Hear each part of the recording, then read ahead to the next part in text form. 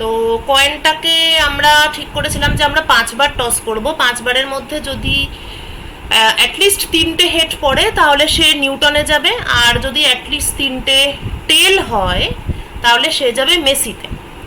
ঠিক আছে, তো এই যে আমরা একটা এক্সপেরিমেন্ট ভাবলাম মনে মনে যে আমরা কয়েনটাকে 5বার টস করব, এটাকে বলা হয় ট্রায়াল। ঠিক আছে, মানে বলা হয় মানে কেন আমি কিছু একটা বলবো, কেননা এই যে একটা কয়েন যেটাকে টস করে আমি জানি না যে হেড পাবো না টেল পাবো, কিন্তু যদি আমি কয়েনটাকে 100বার টস করি তাহলে সেটা সম্পর্কে কিন্তু বলা যায় যে এখানে 100বারের মধ্যে অ্যাটলিস্ট 50বার বা 52বার বা 55বার হেড পড়বে। এই যে প্রেডিক্টেবিলিটি, মানে একটা জিনিস সম্পর্কে আলাদাভাবে প্রেডিক্ট করা যাবে না, কিন্তু অসংখ্য একটা লার্জ নাম্বার অফ একই রকম জিনিস সেইটা সম্পর্কে কিছু একটা জিনিস প্রেডিক্ট করা যায়। এই যে গল্পটা, এই গল্পটা হচ্ছে স্ট্যাটিস্টিক্যাল প্রবাবিলিটি থিওরির গল্প। ঠিক আছে, এটা তোদের আছে আর কি, এবার যে পোর্শনটা আমি পড়াচ্ছি ম্যাথমেটিক্যাল ফিজিক্স সেখানে এটা আছে।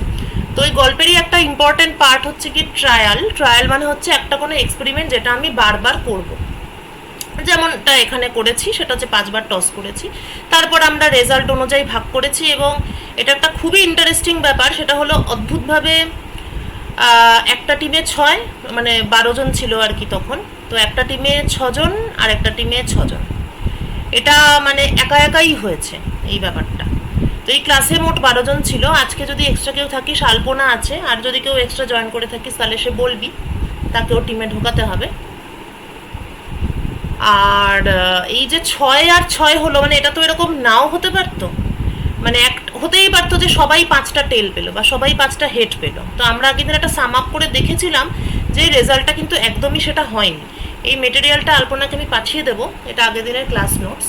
তো অদ্ভুত ব্যাপার এটাও যে মানে অনেক রকম রেজাল্ট পসিবল, অনেক কিছু পসিবিলিটি আছে, অনেক কিছু পসিবিলিটি আছে বলেই ব্যাপারটাকে বলা হয় র্যান্ডম, মানে অনেক কিছু হতে পারে। কিন্তু বাস্তবটা কি তাই? মানে দেখা যাচ্ছে যে অনেক কিছু হতে পারে ঠিকই, কিন্তু কি হতে পারে আর কি হতে পারে না তার মধ্যেও মানে একটা আর কি সিস্টেম আছে বা একটা ডিসিপ্লিন আছে, যার জন্য আমরা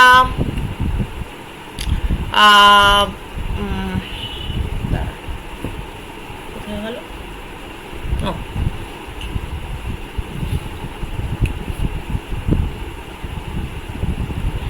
যার জন্য আমরা মোট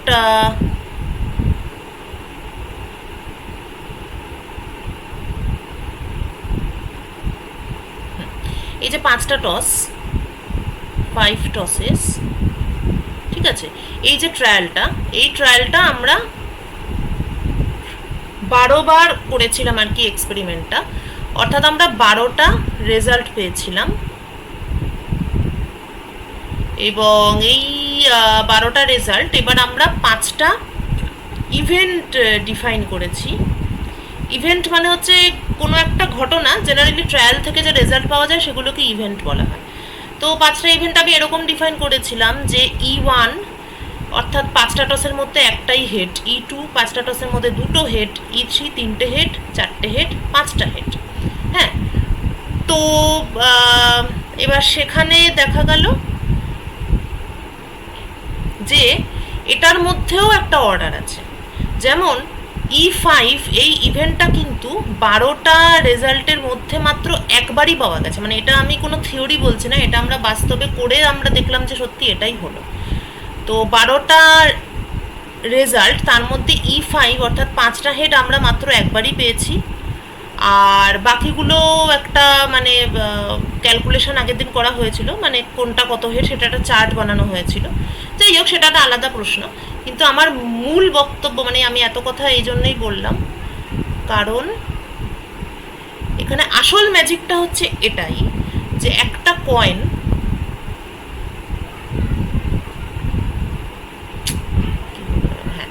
একটা কয়েনকে আমি টস করব, আমি জানি না যে সেটা হেড পড়বে অথবা টেল পড়বে, অথচ আমি যে 5টা করে টস করছি সেটা একটা ট্রায়াল ছিল, তার 12বার টস করেছি, অর্থাৎ মানে 12বার এক্সপেরিমেন্টটা করেছি, 12টা রেজাল্ট পেয়েছি, তারপর আমি কতগুলো ইভেন্ট ডিফাইন করেছি, সেইটার মধ্যে কিন্তু একটা অর্ডার আছে, ঠিক আছে? আচ্ছা, এটা যখন আলোচনা হলোই, তাহলে এটা একটু ডিটেলে আমরা লিখে নিই। E1 একটা হেড, E2 ছিল দুটো হেড, E3 আমাদের ছিল তিনটে হেড, E4 চারটে হেড, E5 পাঁচটা হেড।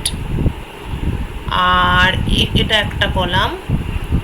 সেকেন্ড কলামে আমরা লিখব যে 12 বার এক্সপেরিমেন্টটা রিপিট করার ফলে, আচ্ছা 12 কেন, এটা আমরা অ্যাকচুয়ালি 13 করব, কারণ আজকের ক্লাসে আলপনা নতুন আছে। আচ্ছা, আর কেউ নতুন আছে কিনা একটু দেখে নেওয়া যাক।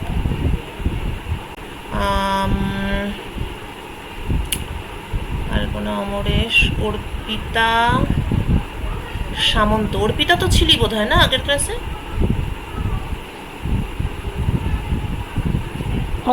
হ্যাঁ, অর্পিতা ছিল। ও আচ্ছা, অর্পিতা গায়ন আসেনি আজকে। শুভম, আচ্ছা নতুন আর কেউ নেই, ঠিক আছে, ফাইন।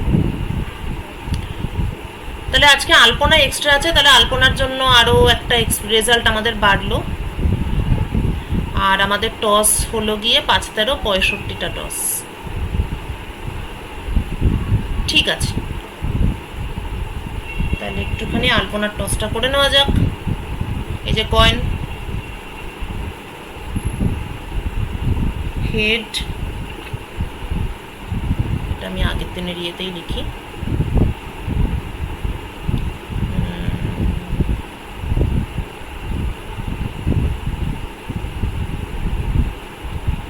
আলপনা, টস 1,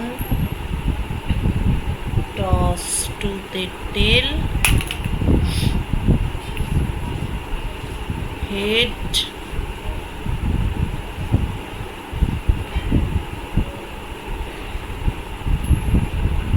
হেড,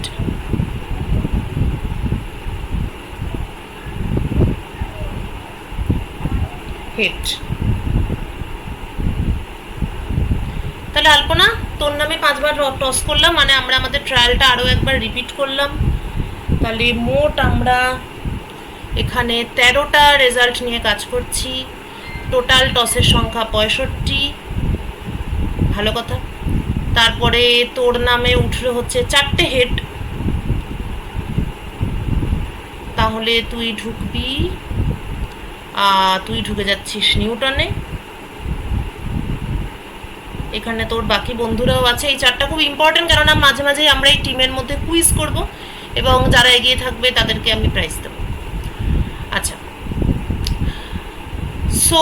আচ্ছা এইবার আমরা যে এখানে টেবিলটা করব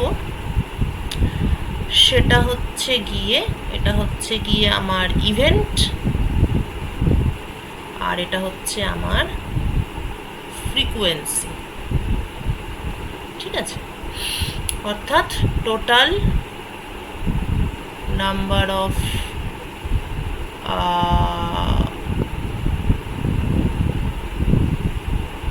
রেজাল্টস হচ্ছে আমার 13।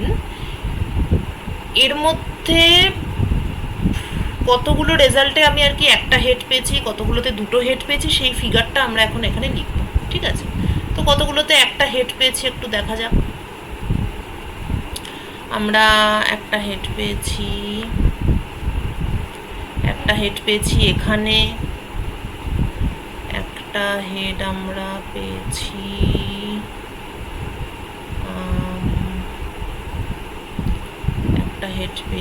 এখানে, দুটো হলো, তিনটে হলো, তিনটে। তাহলে 3টে রেজাল্টে আমাদের একটা হেড ছিল। ফ্রিকোয়েন্সি 3, E1 এর ফ্রিকোয়েন্সি। একই রকমভাবে E2 ফ্রিকোয়েন্সি, দুটো হেড।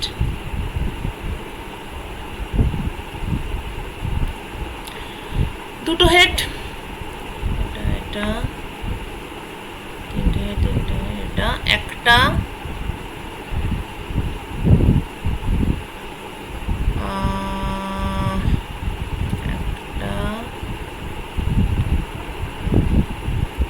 দুটো, দুটো, তাহলে দুটো রেজাল্টে আমি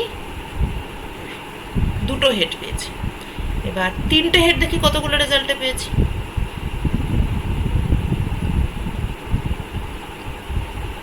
তিনটে হেড পেয়েছি আমি, তিনটে হেড 1 2 3, একটা, দুটো, তিনটে,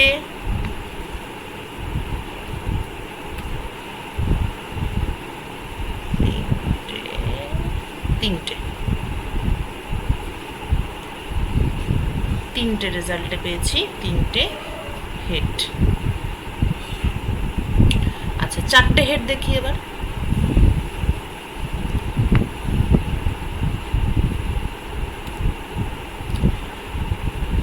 হ্যাঁ, চারটে হেড এখানে কোথাও নেই। 1 2 3 4, অর্পিতার আছে চারটে হেড, আলপনার আছে চারটে হেড, দুটো হলো, অমরেশ তিনটে হলো, তিনটে,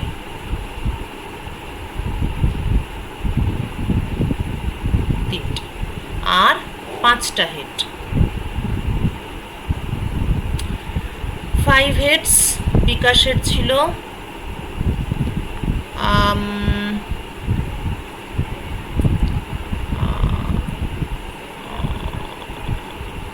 আর তো কারুরই নেই, একটা, তার মানে দেখি টোটাল 13 হলো কি না। 3 আর 2 5 আর 3 8 9 10, 3 আর 2 5 8 9 10 11 আর একে 12। একটা কি মিস হয়েছে? 5টা হেড এই পেজে কারণ নেই।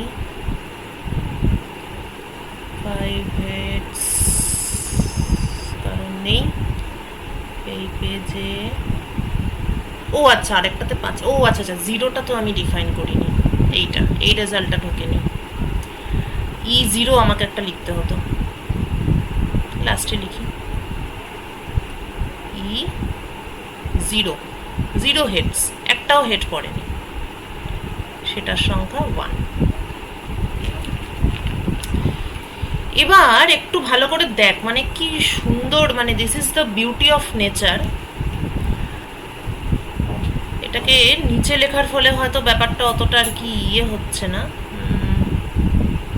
এটাকে একটু ছোট করে লিখে এটাকে উপরে লিখি।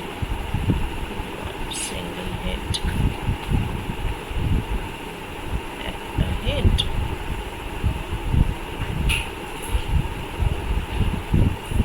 Zero head. উপরেরটাতে 1, নিচেরটাতে 3।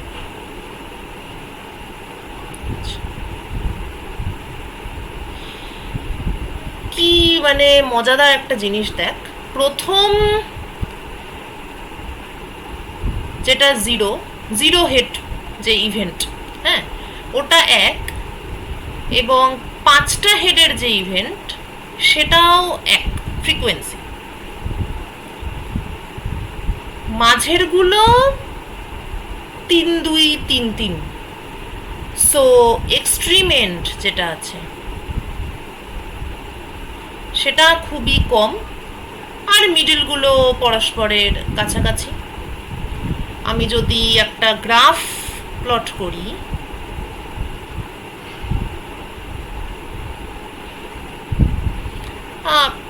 এক্স অ্যাক্সিসে আমি করলাম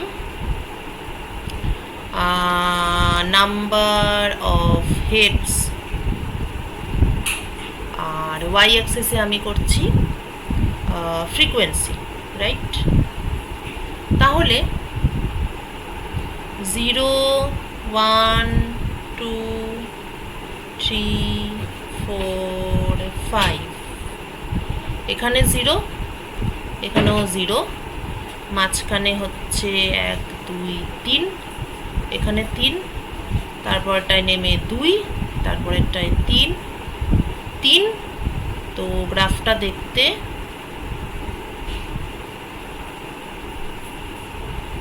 এই,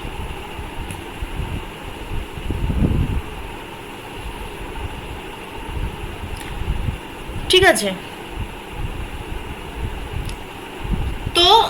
এই গ্রাফটা সম্পর্কে খুব মানে এইটুকুই, কারণ মাঝখানটা কেমন একটা অদ্ভুত দেখতে হয়ে গেছে, তো সেটা তো খুব একটা মানে আর কি তার তেমন দারুণ কিছু বলা যাচ্ছে না, কিন্তু স্টিল এটা কিন্তু ফ্যাক্ট যে এক্সট্রিম রেজাল্টটা কিন্তু দুদিকে নেমেছে, মাঝখানটা উঠেছে, দুদিকটা নেমেছে।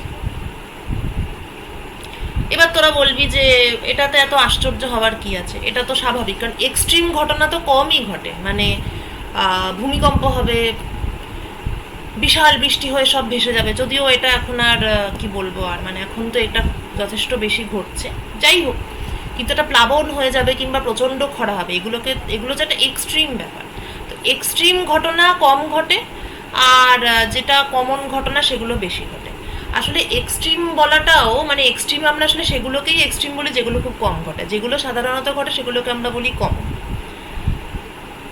তো এটা অনেকটা আমাদের ইনটুইশন, আবার অনেকটা আমাদের প্রকৃতি এরকম। আসলে ব্যাপারটা হচ্ছে এবার এই যে ব্যাপার ইয়েটা মানে যে টসটা, যে আমাদের ট্রায়ালটা ছিল, সেটা তো আমরা করেছি কতবার, 13 বার। হ্যাঁ, আমরা আমাদের ট্রায়ালটা, ল্যাঙ্গুয়েজটা হচ্ছে যে উই হ্যাভ এক্সিকিউটেড, আমরা করেছি, সম্পন্ন করেছি আমাদের ট্রায়াল কতবার করেছি, 13 টাইমস মাত্র। এই সংখ্যাটা কিন্তু খুবই ছোট, ঠিক আছে। স্ট্যাটিস্টিক্সের কোনো কনক্লুশনে আসার জন্য, কিছু একটা সিদ্ধান্তে আসবো বা প্রেডিক্ট করবো, তার জন্য এই 13টা অ্যাকচুয়ালি কোনো সংখ্যাই নয়। তো এই যে 5টা করে টসের যে একটা এক্সপেরিমেন্ট, 5 টস, এটা তোদের একটা হোমওয়ার্ক দিই, কেননা এর পরের ক্লাসটা তো পুজোর পরে, তো সেটা অফকোর্স দেরি আছে, আর এটা কোনো মানে ইয়ে নয়, এটা বেসিক্যালি টস করতে হবে, যদি হাত ব্যথা হয়ে যায় ভাই বোনকে দিয়ে করাবি। 5টা টসের যে এক্সপেরিমেন্ট, এটা তোরা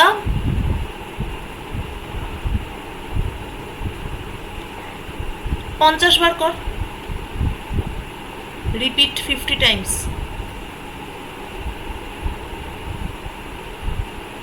ভয় পেয়ে গেলি? মানে 250 বার টস করতে হবে, সময় নিয়ে কর, মানে একই দিনে বাবু হয়ে বসে করতে হবে এরকম না, ঠিক আছে।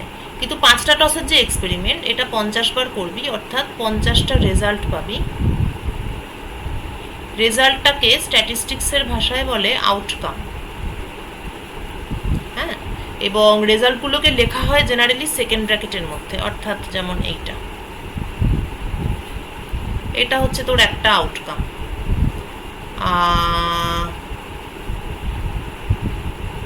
এটা হচ্ছে তোর আরেকটা আউটকাম, এটা হচ্ছে তোর আরেকটা আউটকাম, ঠিক আছে। এরকমভাবে আউটকাম লেখা হয়। তো এরকমভাবে 50টা আউটকাম তুই পাবি।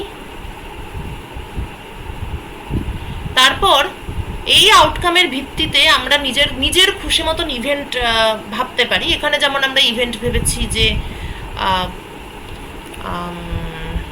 The event, what is the event,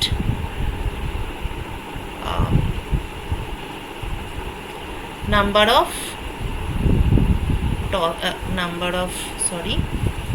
of hits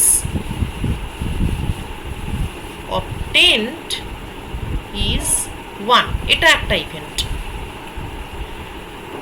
আরেকটা ইভেন্ট হচ্ছে ইভেন্ট 1, ইভেন্ট 2, সেটা হচ্ছে কি number of heads obtained is 2। হ্যাঁ, এরকম করে আমরা তো ইভেন্ট ডিফাইন করেই নিয়েছি। আমরা E0 থেকে E5 এই টোটাল 6টা ইভেন্ট আমরা পেয়েছি। তোদের কাজ হলো যে 50 বার এই 5টা টস করা, অর্থাৎ মোট 250টা টস করা, 50টা আউটকাম লেখা, এবং তারপর এইরকম একটা ফ্রিকোয়েন্সি টেবিল বানানো। This is called frequency table.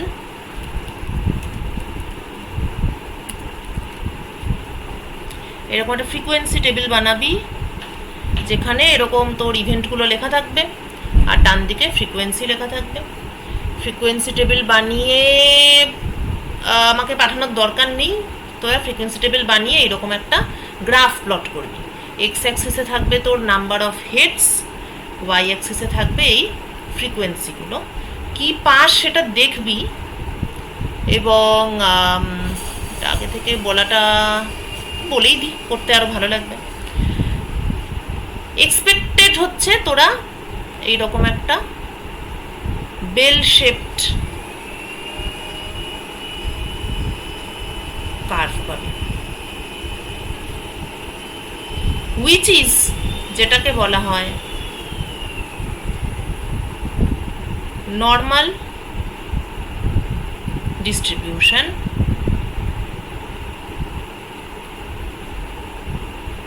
বা গসিয়ান ডিস্ট্রিবিউশন। গস একজন বিখ্যাত ম্যাথমেটিশিয়ানের নাম, এবং এমন একটা ফর্ম, এমন একটা ম্যাথমেটিক্স দিয়ে গেছেন যেটা আর কি বলবো, আর মানে প্রকৃতি সেটাকেই ফলো করছে। মানে এরম নয় যে উনি আগে ফর্মুলাটা দিয়েছেন, প্রকৃতি সেটাকে ফলো করছে। Somehow it came to his mind, উনি এটা বের করেছিলেন, এবং তারপর দেখা যাচ্ছে nature follows the Gaussian distribution in most cases.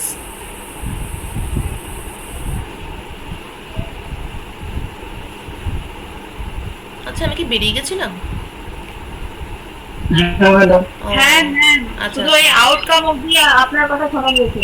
ওকে ওকে, ঠিক আছে, আবার বলে দিচ্ছি। ম্যাম আর একটা কোশ্চেন ছিল। হ্যাঁ সুদীপ্ত বল। মানে ওই যে গ্রাফটা যে করেছেন, ওখানে গ্রাফের স্টার্টিং পয়েন্টটা কি 0 থেকে হবে? Good question. স্টার্টিং পয়েন্টটা 0 নাও করতে পারিস, সেটা তোর ব্যাপার। না, কজ আমাদের তো E01 ছিল। Oh sorry, thanks thanks thanks thanks, এটা আমি খেয়াল করিনি। ও হ্যাঁ, আসলে মনে মনে 0 হওয়া উচিত সেটা ভাবছিলাম বলে 0 দেওয়া হয়ে গেছে। ঠিক বলেছিস, ভেরি গুড।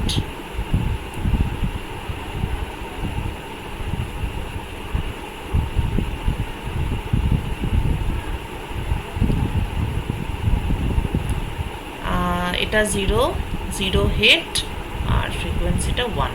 ইয়েস,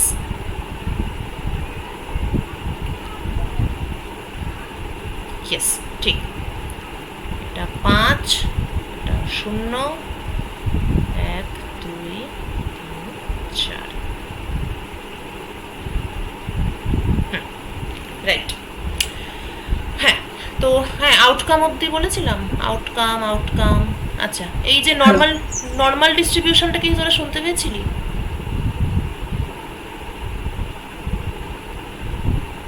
না। ও আচ্ছা আচ্ছা, এই বাবা ছি। আচ্ছা হ্যাঁ, তাহলে পুজোর মধ্যে তোদের কাজটা হচ্ছে যে তোরা 5টা টসের যে ট্রায়ালটা আছে সেটা তোরা নিজেরা করবি। কতবার করবি না, 50 বার, অর্থাৎ টোটাল তোরা 250টা টস করবি। এবং তার ফলে তোরা রেজাল্ট পাবি। এই রেজাল্টগুলোকে স্ট্যাটিস্টিক্সের ভাষায় বলা হয় আউটকাম। তাহলে তোরা 50 বার যেহেতু ট্রায়ালটা করবি, সুতরাং তোরা পাবি 50টা outcome, 50 outcomes you will get from your trial. কেননা ট্রায়ালটা তোরা 50 বার রিপিট করবি। এই যে 50টা আউটকাম আছে, এবার সেটার ভিত্তিতে তোরা ঠিক এইরকমই একটা ছক বানাবি। E0 থেকে শুরু করবি E5 পর্যন্ত, এবং কোনটা কতবার আছে সেই ছকটা বানিয়ে তোরা এইরকম একটা গ্রাফ প্লট করবি। এক্স অ্যাক্সিসে হেডের সংখ্যা থাকবে, ওয়াই অ্যাক্সিসে ফ্রিকোয়েন্সি থাকবে। তারপর আমি প্রথমে ভাবলাম যে বলবো না যে কিরম গ্রাফ পাবি, তারপরে ভাবলাম যে না বলি, তাহলে করতে আর একটু ভালো লাগবে। পড়লে দেখবি যে গ্রাফটা এইরকম একটা উল্টানো ঘন্টার মতো পাচ্ছিস। আমি একটু বাজে এঁকেছি, এটা একটু অ্যাসিমেট্রিক হয়ে গেছে, এদিকটা একরকম হয়েছে, আবার এই পাশটা এরকম হয়েছে। বেসিক্যালি একটা সুন্দর ঘন্টার মতো শেপ পাওয়া যায়, একদম উল্টানো ঘন্টার মতো, এরকম একটা symmetric. Okay, you will get a bell shaped curve like this. এটাকে বলা হয় নর্মাল ডিস্ট্রিবিউশন। মানে ডিস্ট্রিবিউশন কথাটা কিভাবে এলো, মানে হচ্ছে যে আমার আউটকামগুলো কিভাবে ডিস্ট্রিবিউটেড থাকবে, কত রকমের বিভিন্ন আউটকাম আমি পেতে পারি, এবং তাদের ডিস্ট্রিবিউশন কি ভালো একটা ব্যাপার দেখ, যে একটা পুরো র্যান্ডম জিনিস যেখানে আমি কোনো একটা ট্রায়ালে কখনোই বলতে পারবো না যে আমি 2টো হেড পাবো বা 4টে হেড পাবো, কোনোদিন বলতে পারবো না। অথচ যখন আমি 50 বার করে নেব এক্সপেরিমেন্টটা, তখন কিন্তু তাদের যে গ্রাফটা সেটা একটা খুব সুন্দর একটা শেপ হবে, এবং এটার একটা নির্দিষ্ট ম্যাথমেটিক্যাল ফর্মুলা আছে। এবং তোদের দিয়ে তো আর 500 বার টস কর, মানে 500 বার তো ট্রায়ালটা করাতে পারি না, তাহলে তো তোদের বাবা মারা আবার আমাকে ফোন করবে, ছেলে পাগল হয়ে গেছে সারাদিন টস করছে। বাট অ্যাকচুয়ালি কেউ যদি সত্যি 500 বার করে এক্সপেরিমেন্টটা, যদি 1000 বার করে এক্সপেরিমেন্টটা, এক্স্যাক্টলি এইরকম, এবং তার যে একটা ফর্মুলা আছে ঠিক ওই ফর্মুলার মতনই একটা কার্ভ পাবে, এটা পাবেই, মানে শিওরলি পাবে। এবার ওই যে বললাম statistics is powerful for large numbers. তো যখনই কম নাম্বারে করছি, যেমন এখানে আমরা মাত্র 13 বার করেছি, তো তার ফলে আমরা বাজে দেখতে গ্রাফ এসেছে। এটাই আর 5 বার বা 10 বার বাড়িয়ে দিলেই দেখবি যথেষ্ট ভালো হয়ে গেছে, তখন এই যে একটা মাঝখানে নেমে গেল পট করে, ওই সব আর নামবে টামবে না তখন। সো তো এই হচ্ছে ব্যাপার। এবার এই যেটাকে বলে নর্মাল ডিস্ট্রিবিউশন বা গসিয়ান ডিস্ট্রিবিউশন, গস একজন ম্যাথমেটিশিয়ান, তিনি এমন একটা ফর্মুলা বার করেছিলেন যেটা দেখা যাচ্ছে যে প্রকৃতি সবসময় ওই গসিয়ানই ফলো করে। মানে এটা তো একটা জাস্ট উদাহরণ দিলাম যে টস, এটা তো কোনো রিয়েল লাইফ উদাহরণ না। রিয়েল লাইফ উদাহরণ কি হতে পারে, যেমন তোদের নিজেদের হাইট, বা তোদের ওয়েটটা হতে পারে কিনা আমি ঠিক জানি না। তোরা আজকালকার বাচ্চা ডায়েট করিস না কি করিস, ওয়েটের ডিস্ট্রিবিউশন কেমন হবে আমি শিওর না, এত কম স্টুডেন্টের, তাও নিয়ে দেখা যেতেই পারে। তোদের সবারই বয়স মোটামুটি গড়ে 18, সবাই কম বেশি 18-র কম কেউ আছিস নাকি? সবার 18 হয়ে গেছে ক্লাসে? হ্যাঁ, কার হয়নি একটু শুনি।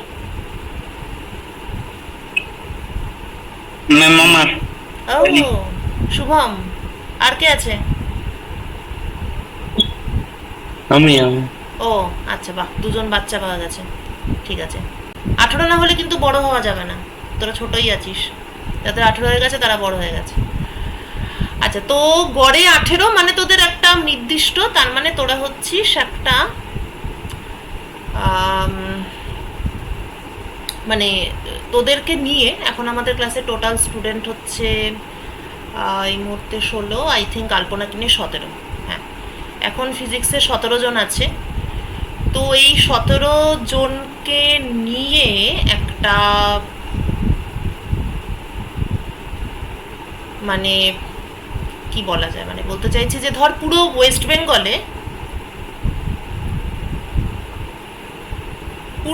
বেঙ্গলে 18 বছর হয়েছে এরকম মানে মানুষের সংখ্যা তো প্রচুর, তাহলে সেটা হচ্ছে একটা হিউজ পপুলেশন। এই হিউজ পপুলেশনের মধ্যে থেকে একটা ছোট্ট group of 17 students we have, আমাদের হাতে আছে। তা এই যে একটা বড় পপুলেশন, সেখান থেকে একটা ছোট্ট গ্রুপ অফ স্টুডেন্টকে আমি নিলাম। এদেরকে কি বলা হয়? এদেরকে বলা হয় একটা স্যাম্পল। ঠিক আছে, 17 জন বাচ্চার একটা স্যাম্পল নেওয়া হলো, একটা হিউজ পপুলেশন থেকে স্যাম্পল নেওয়া হলো। স্যাম্পল সিলেকশনেরও আবার অনেক রকম ব্যাপার স্যাপার আছে। যেহেতু এই 17 জনকে একটু সর্ট অফ মানে একটু র্যান্ডামলি নেওয়া হয়েছে, মানে এমনি যে কোনো, অবশ্য যে কোনো 17ও না, এই 17 জন অবশ্য ফিজিক্স অনার্স পড়ছে, কিন্তু এছাড়া তো আর কিছু দেখা হয়নি। ধর ইকোনমিক ব্যাকগ্রাউন্ড বা ফ্যামিলি ব্যাকগ্রাউন্ড বা কোনো কমিউনিটি, ধর হিন্দু মুসলমান বা মানে বা অন্য কোনো কমিউনিটি, এসব তো কিছু দেখা হয়নি। সেই হিসাবে স্যাম্পলটাকে র্যান্ডামলি নেওয়া হয়েছে, এটা বলা যেতে পারে। র্যান্ডাম কথাটা মানে হচ্ছে যেটা পুরো জাস্ট নেওয়া হয়েছে, মানে কোনো কিছু ভেবে নেওয়া হয়নি, আনপ্ল্যান্ড, গোদা করে বলতে গেলে উইদাউট এনি প্ল্যানিং এমনি নেওয়া হয়েছে। তো এইভাবে যদি স্যাম্পল সিলেক্ট করা হয় একটা পপুলেশন থেকে, তাহলে সেটাকে বলা হয় র্যান্ডাম স্যাম্পলিং। যাকে তাহলে র্যান্ডাম স্যাম্পলিং করেই মোটামুটি ধর তোদের 17 জনের একটা গ্রুপ। এই 17 জনের প্রত্যেকের হাইট এবং প্রত্যেকের ওয়েট নিয়ে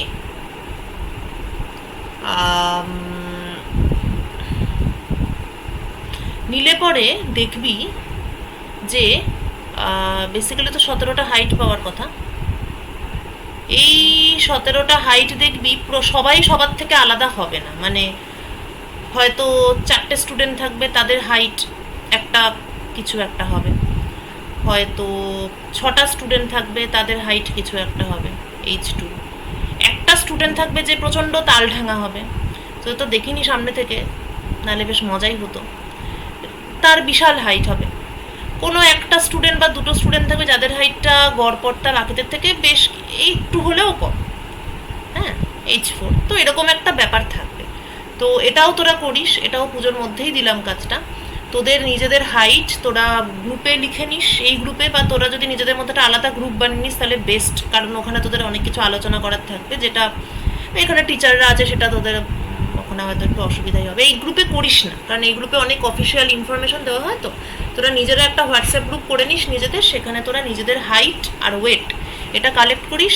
কালেক্ট করলে দেখবি যে এরকম একটা আসবে যে 17টা হাইট আলাদা আলাদা হবে না, হয়তো 4টে বা 5টা হাইট দেখবি ওটাই ঘুরিয়ে ফিরিয়ে বিভিন্ন লোকের আসছে। তো সেটারও একটা টেবিল করবি, ঠিক আছে? ধর 136 সেন্টিমিটার, এই হাইটওয়ালা হয়তো 3টে স্টুডেন্ট আছে। 137 সেন্টিমিটার, এই হাইটওয়ালা হয়তো 2টো স্টুডেন্ট আছে। এরকমভাবে একটা টেবিল করবি, এবং এই সেম টেবিল একটা তোরা ওয়েটের জন্যও করবি। ধর 60 কেজি, এই ওয়েটের 2টো স্টুডেন্ট আছে। 55 কেজি, এই ওয়েটের 3টে স্টুডেন্ট আছে। এরকম একটা হাইটের জন্য করবি, একটা ওয়েটের জন্য করবি, এবং সেটারও গ্রাফ প্লট করবি। এক্স অ্যাক্সিসে থাকবে তোদের হাইট, ওয়াই অ্যাক্সিসে থাকবে ফ্রিকোয়েন্সি, এটা একটা গ্রাফ। আরেকটাতে এক্স অ্যাক্সিসে থাকবে তোদের ওয়েট, ওয়াই অ্যাক্সিসে থাকবে তোদের ফ্রিকোয়েন্সি। এবার যেহেতু এগেন 17টা কম, ঠিক আছে, 17টার জন্যই কি হয় আগে আমরা দেখি, তারপরে আগের ব্যাচের স্টুডেন্টদের অ্যাকচুয়ালি বলেছিলাম তোদের বন্ধুদের, তোদের ক্লাসের যারা বন্ধু আছে তাদের এরকম সবাই 4টে করে বন্ধু জোগাড় করবি, তাদের হাইট জোগাড় করবি। তো সেটাও তোরা করতে পারে, তাহলে আমরা কিন্তু অনেক পেয়ে যাবো। তাহলে 17 জন যদি 5টা করে বন্ধুর দিতে পারে, তাহলে আমরা 85টা স্টুডেন্টের অ্যাকচুয়ালি হাইট আর ওয়েট পেয়ে যাবো। তাহলে এক্সপেরিমেন্টটা আরও ভালো হবে, মানে বুঝতে পারবি আরও ভালো। তো সেটা করিস, তোদের স্কুলের বন্ধুদের মধ্যে প্রত্যেকে 5টা করে বন্ধুর হাইট আর ওয়েট একসঙ্গে করে একটা সেপারেট গ্রুপ বানিয়ে নিস নিজেদের, সেখানে পোস্ট করিস, করে এই গ্রাফটা প্লট করবি। তো দেখ, কয়েন টসটা হয়তো ন্যাচারাল এক্সাম্পল নয়, কিন্তু হাইট আর ওয়েট তো একদম একটা ন্যাচারাল এক্সাম্পল। সেখানেও দেখবি একই জিনিস, যে এক্সট্রিম রেজাল্টটা সবসময় খুব কম লোকের ক্ষেত্রে থাকবে, আর বেশিরভাগ লোকই একটা গড়পড়তা হাইট এবং ওয়েট নিয়ে থাকবে। তো ন্যাচারাল যে ফেনোমেনাগুলো, যেমন মানুষের ওজন বা উচ্চতা, এগুলো সবই হচ্ছে একটা ন্যাচারাল ঘটনা।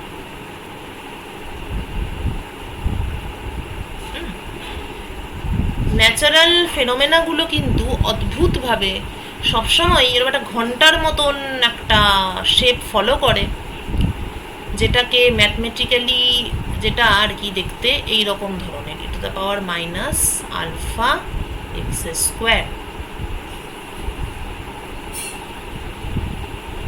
ঠিক আছে, এই যে উল্টানো ঘন্টার মতন শেপই পাওয়া যায় সাধারণত,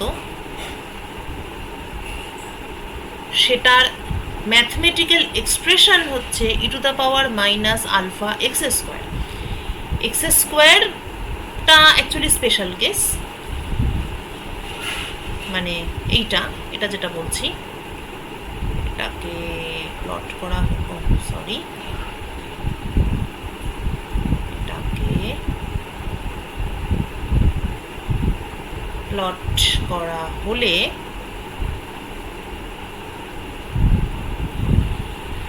দেখ, এটা এক্সপোনেনশিয়ালি ফলিং কার্ভ, তো এক্স বাড়লে এটা কমছে, সো তার মানে এটা এরম ভাবে একটা হবে।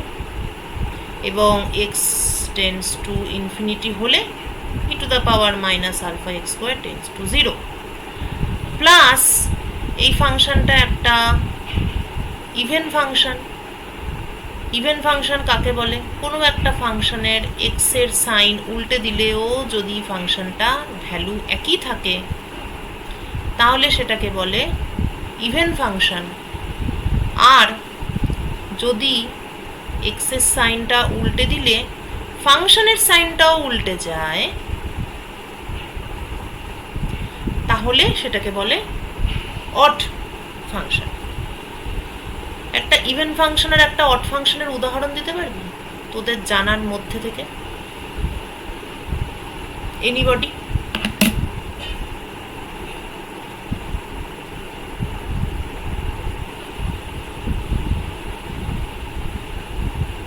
সাইন উল্টে দিলে বল। cos x আর sin x ঠিক বলেছিস, সাইনটা কি? অড ফাংশন আর cosটা ইভেন ফাংশন। খুব ভালো। কে বললি নামটা বল? শুভজানা। ও শুভম, হ্যাঁ। কেন জিজ্ঞেস করলাম? এখানে একটা পয়েন্টস দিতে হবে আমাকে। Shubham, team Newton 1 point. বাহ, নাইস, ভেরি গুড। তাহলে এবার নিশ্চয়ই ক্লিয়ার হয়ে গেছে। বা সাইনের কথা ছবিটাকে তাও আমি একবার দেখিয়ে দিই। সাইন কার্ভ দেখতে এরকম, এবং বাদিকটাও আঁকি, তাহলে ব্যাপারটা এরকম। এটা হচ্ছে সাইন, আর কস কার্ভ লুকস লাইক এই।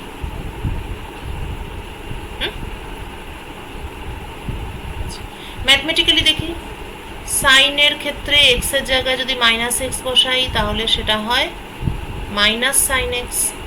কসের ক্ষেত্রে এক্স এর জায়গায় যদি -x বসানো হয় তাহলে সেটা কিন্তু হয় cos x।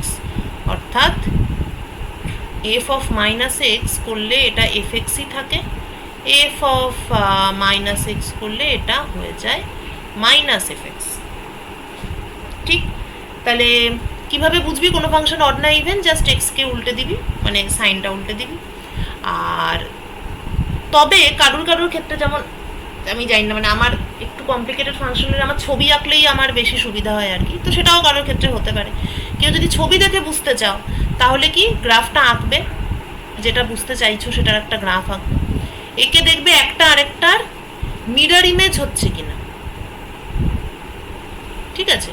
দেখবে ইভেন ফাংশনগুলো একজন আরেকজনের ঠিক একদম মাঝখানে আয়না রাখলে যা হতো তাই, ঠিক এক্স্যাক্টলি এই পোর্শনটার মিরর ইমেজ হচ্ছে এই পোর্শনটা। তো ইভেন ফাংশনের ক্ষেত্রে একটা আরেকটার মিরর ইমেজ হয়। অডের ক্ষেত্রে মিরর ইমেজ হয় না, অডের ক্ষেত্রে হয় ইনভার্টেড ইমেজ। ঠিক আছে? এই পয়েন্টের অ্যাবাউটে জিনিসটা উল্টে গেছে, ইনভার্টেড ইমেজ। তাহলে ইনভার্টেড ইমেজ যদি হয় তাহলে সেটা অড ফাংশন, আর মিরর ইমেজ যদি হয় তাহলে সেটা ইভেন ফাংশন। তা আমাদের e⁻−α x² ক্লিয়ারলি বোঝা যাচ্ছে যে এটা একটা ইভেন ফাংশন। অনেক সময় ইভেন অড দেখে তুই গ্রাফ প্লট করতে পারবি। গ্রাফ প্লটিং একটা অসাধারণ, মানে কি বলবো, মানে অসম্ভব রকমের ইউজফুল একটা জিনিস, এবং ইন্টারভিউয়ারদের বিশাল পছন্দ। মানে ইন্টারভিউর যে কি জিজ্ঞেস করা হয়, তো যদি কোনো লোককে জিজ্ঞেস করিস, বেশিরভাগ লোক থেকে বলবে আমাকে একটা গ্রাফ প্লট করতে দিয়েছিল। গ্রাফ প্লটিং আমি করাবো আলাদাভাবে, আর কিছু তোরা করতে করতে শিখবি। সো ইভেন না অড সেটা দেখে কিন্তু অনেক গ্রাফ প্লটিং খুব ইজি হয়ে যায়। তো e⁻−α x², এখানে আমি যদি এক্স এর জায়গায় -x বসাই তাহলেও এটা একই থাকছে, e⁻−α x²। So this is an even function. Even function অর্থাৎ কিনা মিরর ইমেজ হবে একটা পোর্শন আর একটা পোর্শনের প্রতিবিম্ব। দেয়ারফোর, তাহলে এটার ডান দিকটা এঁকেছিলাম, এবার এটার মিরর ইমেজ এঁকে দেবো বাঁ দিকটা। তো so a Gaussian curve looks like this. এবার সেটার আরো মডিফিকেশন আছে, যেমন মনে কর মানে এইটা e⁻−α x², তার যে পিকটা কততে পেয়েছি, x = 0-তে। কি কিন্তু উপরে যেটা এঁকেছি সেটার পিক তো আর এক্স ইকুয়াল টু জিরোতে নেই, সেটা একটা অন্য কোথাও আছে, ধরা যাক এটা এক্স নট। তাহলে এই কার্ভটাকে কিভাবে রিপ্রেজেন্ট করতে হবে ম্যাথমেটিক্যালি? এই কার্ভটাকে রিপ্রেজেন্ট করতে হবে like e to the power minus alpha X minus X নটের হোল স্কোয়ার। কারণ এটা এক্স নটের অ্যাবাউটে symmetric, it is symmetric. Symmetry মানে হচ্ছে সিমেট্রি, যেমন গাছের পাতা সিমেট্রিক, এরমভাবে আমরা আঁকি গাছের পাতা। গাছের পাতা সিমেট্রিক অ্যাবাউট এই মাঝেরটা, এই যে মাঝে যে শির, এই শিরের অ্যাবাউটে গাছের পাতা হচ্ছে সিমেট্রিক। ঠিক আছে, মানে যে কোনো রিপিট, কোনো একটা ফিগার, কোনো একটা জ্যামিতিক ছবি, সেটা যদি রিপিটেশন হয়, একটা আরেকটাকে রিপিট করছে, একই রকম সিমিলারিটি আছে, then it is called symmetry. সিমেট্রির গল্প আলাদা। বাট এখানে গসিয়ান কার্ভটা এক্স নটের অ্যাবাউটে সিমেট্রিক, সুতরাং এটার ম্যাথমেটিক্যাল এক্সপ্রেশন হচ্ছে e to the power minus alpha X minus X নটের হোল স্কোয়ার। অদ্ভুত ব্যাপার হলো, বেশিরভাগ ন্যাচারাল ফেনোমেনাকে গ্রাফে ফেললে, এই ফ্রিকোয়েন্সি প্লট যদি করা হয়, তাহলে দেখা যায় যে তারা এইরকমই ঘন্টার মতন একটা শেপ ফলো করে, যেটাকে গস নামের একজন ম্যাথমেটিশিয়ান, যেটা একটা ম্যাথমেটিক্যাল এক্সপ্রেশন বার করলেন। তো দেখা গেল যে প্রকৃতি অ্যাজ ইফ ওটাকেই সবসময় ফলো করে। এবং যখন তোরা কোয়ান্টাম ফিজিক্স পড়বি, যারা একটু ইউটিউব ঘাটিস তারা, বা এইচএসে তোদের খুব সামান্য ছিল, যেটা থেকে কোনো কাজ দেয় না, যাই হোক, সেখানেও দেখবি মানে সব জায়গাতেই মানে বিভিন্ন রকম ফিজিক্যাল কোয়ান্টিটি, যেটা তোরা অনেক কিছুতে পড়বি, অনেক রকম থিওরিতে, সবেতেই দেখবি কেরম একটা সেই ঘুরে ফিরে গসিয়ান কার্ভ চলে আসছে। মানে গসিয়ান গসিয়ান গসিয়ানই পড়বি এখন নানান জায়গায়। সো তা এই ডিস্ট্রিবিউশনটাকে, এটা হচ্ছে এক ধরনের স্ট্যাটিস্টিক্যাল ডিস্ট্রিবিউশন বলে এগুলোকে, যেখানে আমরা এই জিনিসটা করি যে কোন জিনিসটা করি আমরা, এক্স অ্যাক্সিসে একটা কিছু ভেরিয়েবল নিই, যেমন হাইট, যেমন ওয়েট, বা যেমন number of tosses. Let me write it clearly. X অ্যাক্সিসে আমরা we are taking certain variable, উদাহরণ হচ্ছে হাইট,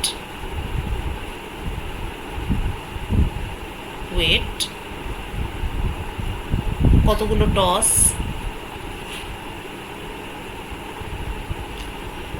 এবং আরও রিয়েল লাইফ এক্সাম্পল হতে পারে কনসেন্ট্রেশন ঠিক নয়, বা population of say bacteria in our body. এটা যেন কি ভাবলাম, আচ্ছা, নাম্বার অফ আরবিসি, লোহিত রক্তকণিকার সংখ্যা in your body।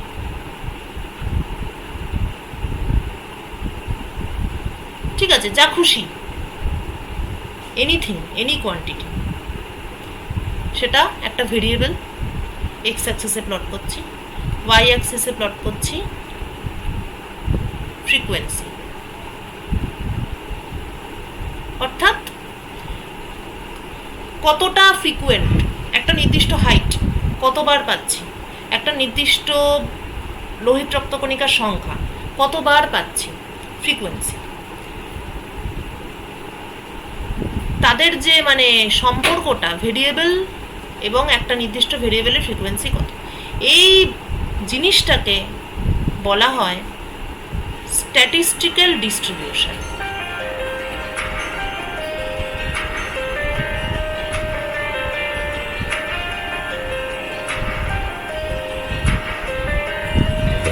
বড় সংখ্যার একটা ব্যাপার, সেটা কেমনভাবে কিছু নির্দিষ্ট বিয়ের মধ্যেই ডিস্ট্রিবিউটেড।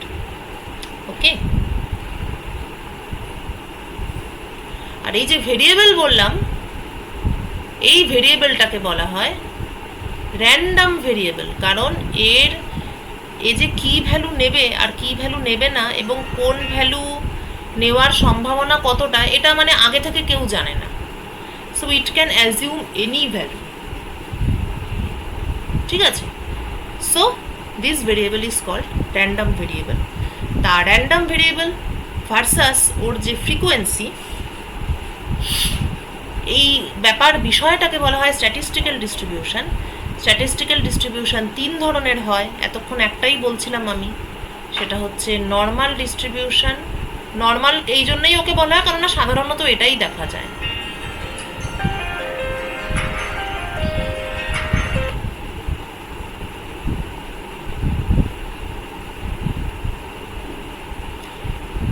এর ম্যাথমেটিক্যাল ফর্মুলা গাউস দিয়েছিলেন, তাই এটাকে গাউসিয়ান বলা হয়। এছাড়া আরও দুটো আছে, একটা হচ্ছে বাইনোমিয়াল ডিস্ট্রিবিউশন,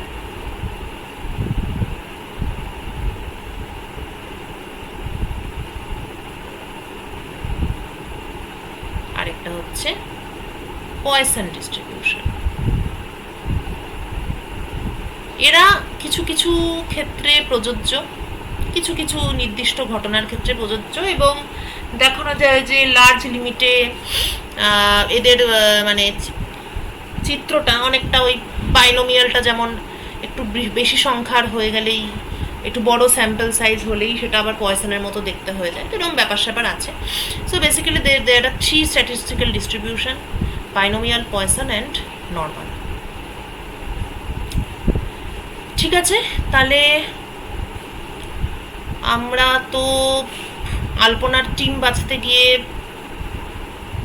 প্রচুর কিছু শিখে ফেললাম, অনেক কিছু বলে ফেললাম, অনেক কিছু তোদের করতে হবে, সেগুলো ধীরে সুস্থে করবি, ফাঁকি মারবি না, তাহলে মানে ফাঁকি মারলে ব্যাপারটা ঠিক বুঝতে পারবি না। মানে ধর 250টা টস তুই 40টা করে বাকিগুলো বসিয়ে দিলি, ওটা করলে তুই ব্যাপারটা আসলে ওইটা বুঝতে পারবি না যে বাস্তবে কি হয়। If you have to understand the বাস্তব, then you have to go through it. এবার আমরা কতগুলো টার্মস তাহলে দেখে নিই, অনেক কিছু জেনে গেলাম, একটু সাম আপ করতে হবে ব্যাপারটাকে। সো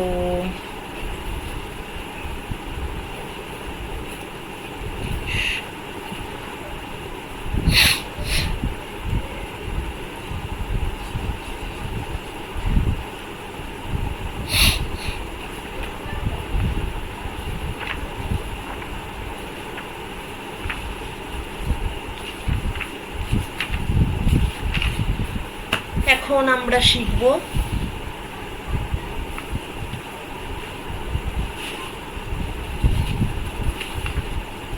কত important technical term.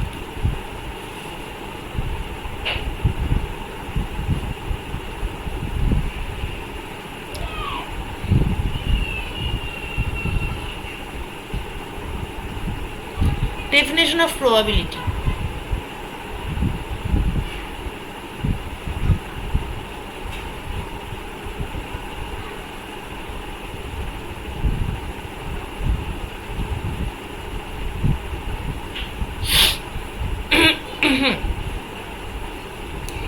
If there are n equally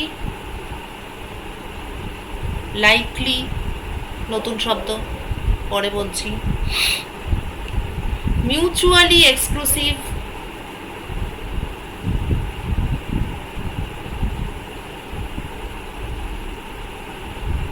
এটাও নতুন শব্দ পরে বলছি,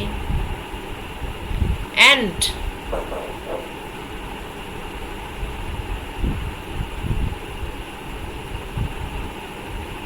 collectively exhaustive outcomes of an experiment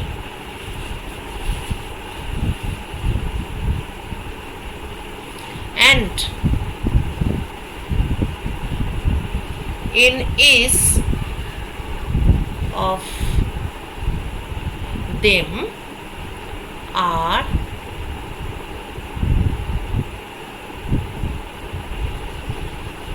favorable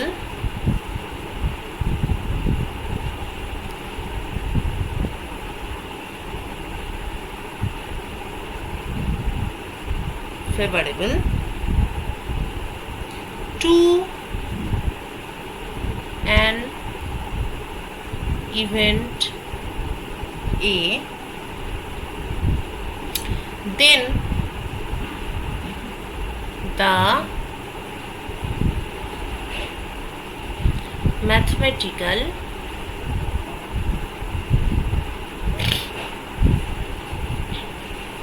or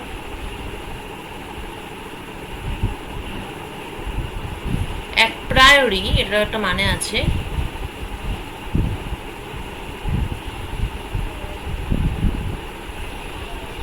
probability of the event A is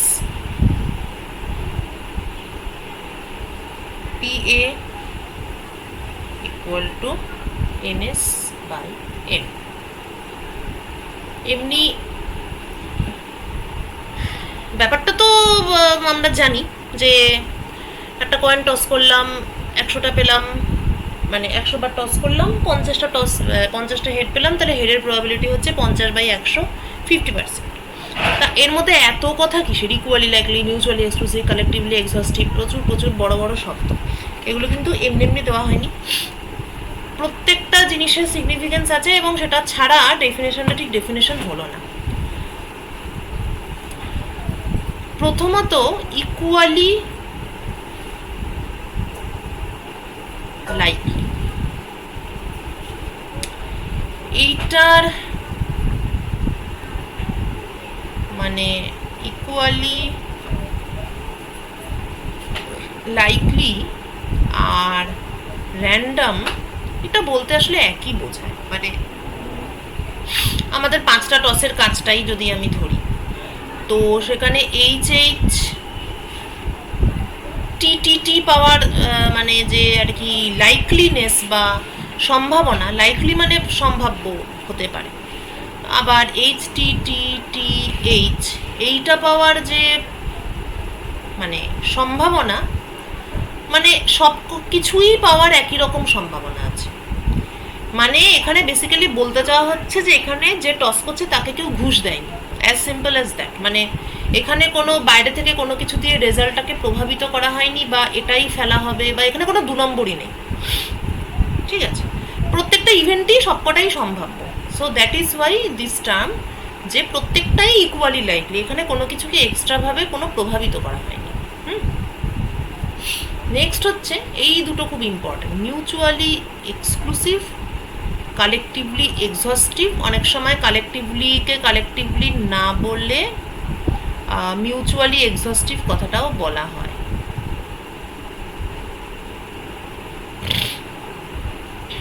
ঠিক আছে, তো এইটা হচ্ছে এই ব্যাপার।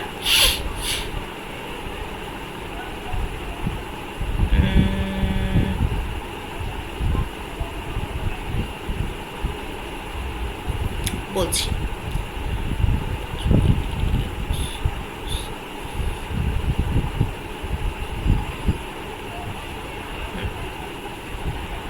আচ্ছা, এইটার মানে হচ্ছে যে আমাদের এক্সপেরিমেন্টের ক্ষেত্রে অবশ্য মিউচুয়ালি এক্সক্লুসিভ, এটা মানে এটা তো আর কি অফকোর্স হবে। মানে হচ্ছে যে দুটো ইভেন্ট ক্যান নট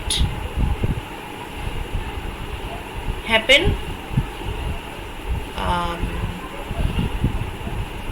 মানে দুটো আউটকাম ক্যান নট হ্যাপেন, কি বলবো, ক্যান নট হ্যাপেন সাইমালটেনিয়াসলি।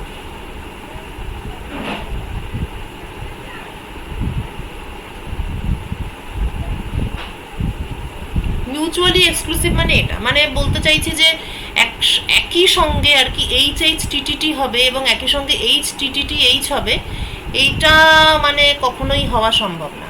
তো এটা যদিও আমাদের ট্রায়ালের ক্ষেত্রে এটা এমনিতেই হওয়া সম্ভব না, মানে এই 5টা টস করবো করে আমি ধর HHTTT পেয়েছি, তা একই সঙ্গে আমি আবার কি করে HTTTH পাবো, মানে সেটা তো সম্ভব নয়। তবে এটা ঠিক এখানে এরমভাবে না, মানে এটার ক্ষেত্রে এটা ঠিক ওরম বোঝা যাচ্ছে না যেটা কেন এক্সট্রা করে বলা হলো। কিন্তু মনে কর আমি যদি কেউ একটা কোনো লোক হয়তো ওয়েদার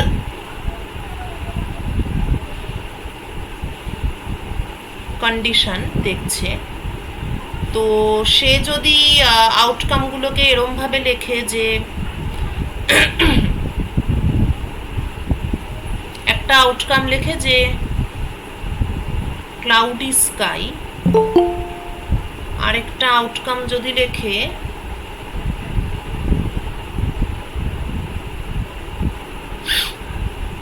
কার একটা আওয়াজ পেলাম, আরেকটা আউটকাম যদি লেখে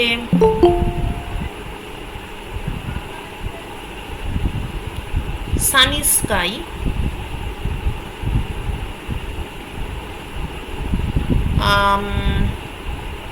আরেকটা আউটকাম লিখতে পারে যে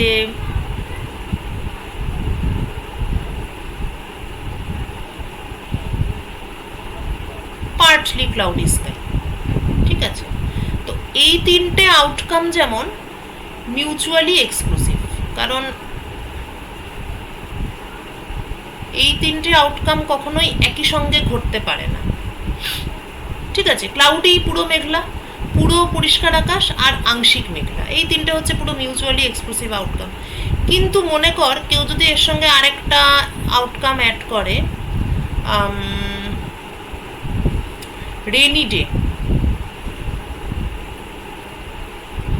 ঠিক আছে, এইটা হলে কিন্তু তখন আর এরা মিউচুয়ালি এক্সক্লুসিভ থাকলো না, কেননা ক্লাউডি স্কাই এবং বৃষ্টি পড়ছে, এই দুটো একই সঙ্গে ঘটতে পারে। So 2 of these 4 outcomes they can happen simultaneously, একই সঙ্গে ওটা হতে পারে, বা পার্টলি ক্লাউডি স্কাই এবং রেনি ডে এইটাও একই সঙ্গে হতে পারে। হ্যাঁ, তো সেক্ষেত্রে তখন আর এটা মিউচুয়ালি এক্সক্লুসিভ নয়। ফলে আমাকে যদি আদৌ কোনো কিছুর একটা প্রবাবিলিটি বলতে হয়, তাহলে আমাকে আউটকামগুলোকে মিউচুয়ালি এক্সক্লুসিভ হতে হবে, মানে দুটো আউটকাম একই সঙ্গে যদি ঘটে তখন আমি আর ওগুলোকে মানে বলতে পারি না, মানে তখন আর সেখানে প্রবাবিলিটি এই ফর্মুলাটা তখন ওখানে খাটবে না, বুঝেছিস? যেমন এখানে আমাদের এই ছকটাতে আমি যেমন বলতে পারি যে 5টা হেড পড়ার প্রবাবিলিটি 1/13, মানে এখানে কেননা নাম্বার অফ ফেভারেবল ইভেন্ট হচ্ছে 1 আর টোটাল ইভেন্ট হচ্ছে 13, সুতরাং আমাদের প্রবাবিলিটির যে ডেফিনেশন আছে NS/N, তাহলে NS টোটাল Nটা ইভেন্ট ছিল, টোটাল ছিল 13টা, তার মধ্যে আমার ফেভারেবল ইভেন্টের সংখ্যা হলো 1, তাহলে আমার প্রবাবিলিটি 1/13 হলো। এটার ক্ষেত্রেও প্রবাবিলিটি হচ্ছে 3/13।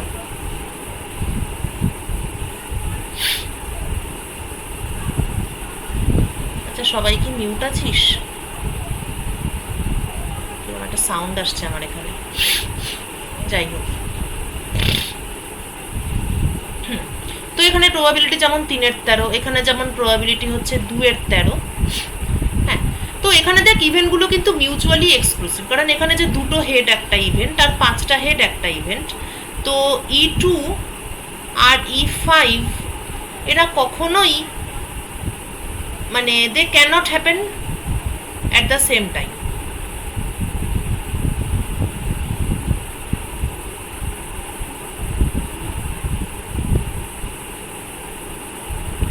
সুতরাং এখানে সবকটা ইভেন্টই মিউচুয়ালি এক্সক্লুসিভ, বোঝা গেছে? নাও আর কি আছে, মিউচুয়ালি বা কালেকটিভলি এক্সহস্টিভ, তার মানে যদি ইফ অল ইভেন্টস, মানে if all events we are considering এটাই যদি কমপ্লিট সেট অফ ইভেন্টস হয়,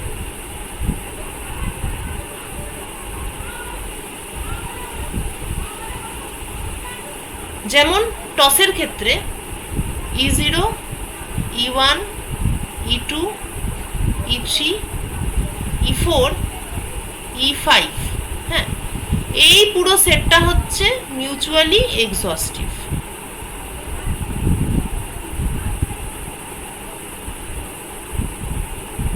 কারণ এর বাইরে আর কোনো ইভেন্ট হতে পারে না।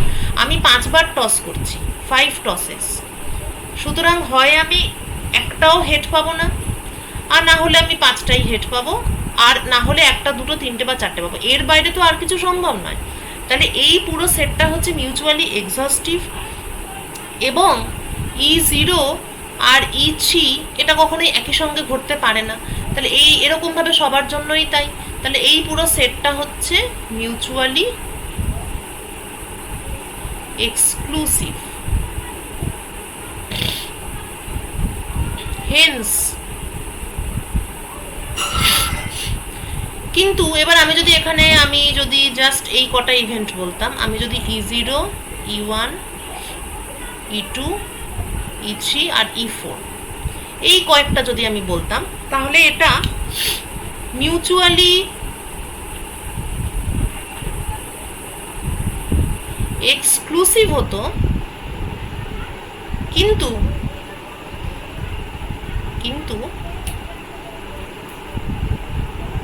মিউচুয়ালি এক্সহস্টিভ হতো না, কেননা এই সেটের বাইরেও আরও একটা পসিবল সেট থেকে যাচ্ছে। ঠিক আছে? বা আমি যদি E0, E1, E2, E3, E4, E5 বা আচ্ছা, এটা ইজিলি আন্ডারস্ট্যান্ডেবল করার জন্য আমি এটাকে H দিয়ে লিখছি। 0টা হেড, 1টা হেড, 2টো হেড, 3টে হেড, 4টে হেড, 5টা হেড। ঠিক আছে? এই আউটকামগুলো, তার সঙ্গে মনে করো আমি আরেকটা আউটকাম ঢুকিয়ে দিলাম T4, which means 4টে টেল। তাহলে এই সেটটাও কিন্তু আমার মিউচুয়ালি, মানে এরকম যদি আমি লিখতাম, তাহলে এটা কিন্তু মিউচুয়ালি এক্সক্লুসিভ হতো না।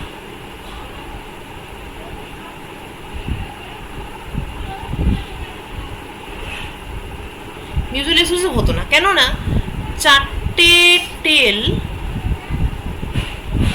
আর একটা হেড, একটা হেড মানে কি, বাকি 4টে টেল বলেছি, 4টে টেল আর একটা হেড, এই দুটো event they can occur simultaneously.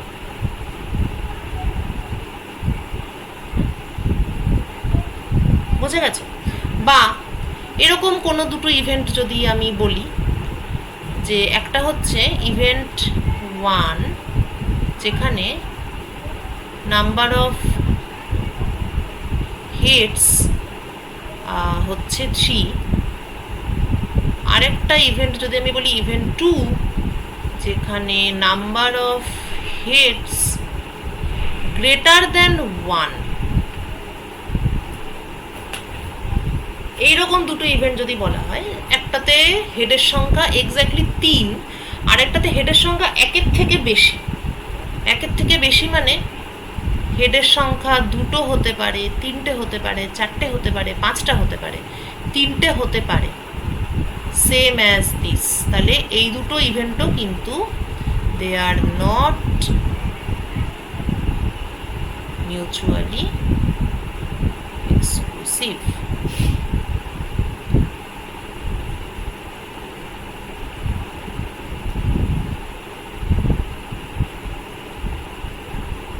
ঠিক আছে? বোঝা গেছে কনসেপ্টটা?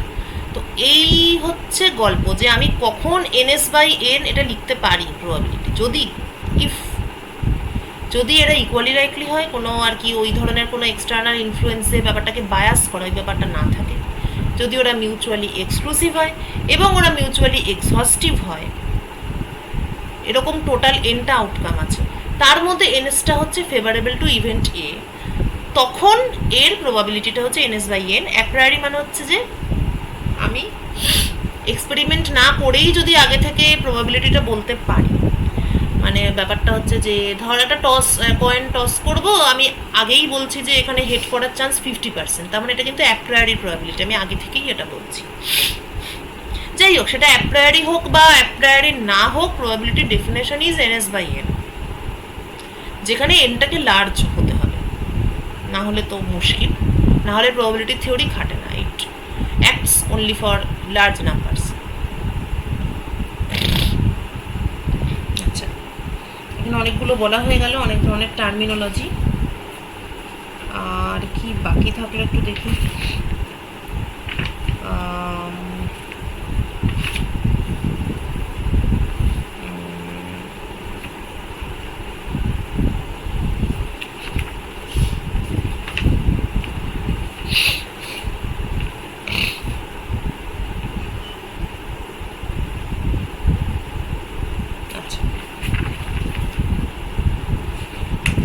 Mutually exclusive, আচ্ছা, statistical independence।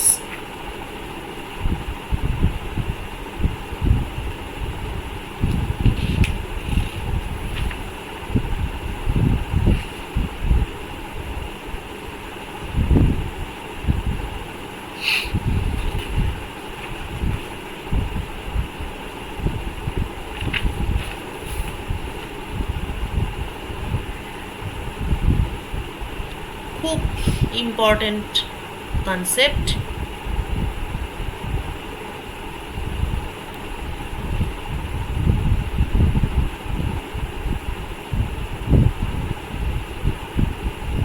Statistical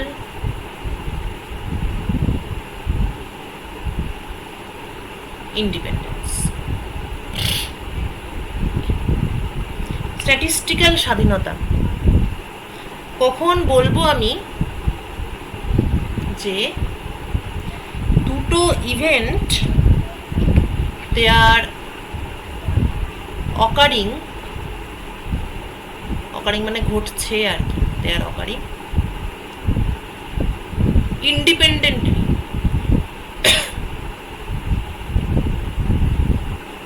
they are occurring they are independent of each আদার।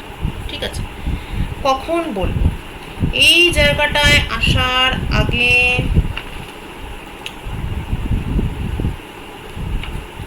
আমাকে তাহলে যেতে হবে থিওরি অফ কম্পাউন্ড ইভেন্ট। ঠিক আছে, একাধিক ঘটনা ঘটছে, তবেই তো তাদের ইন্ডিপেন্ডেন্ট কি ইন্ডিপেন্ডেন্ট নয় সেই জায়গায় যেতে পারবে। থিওরি অফ কম্পাউন্ড ইভেন্টস, ইভেন্টে ঘটেছে আর ইভেন্ট বি। ঠিক আছে,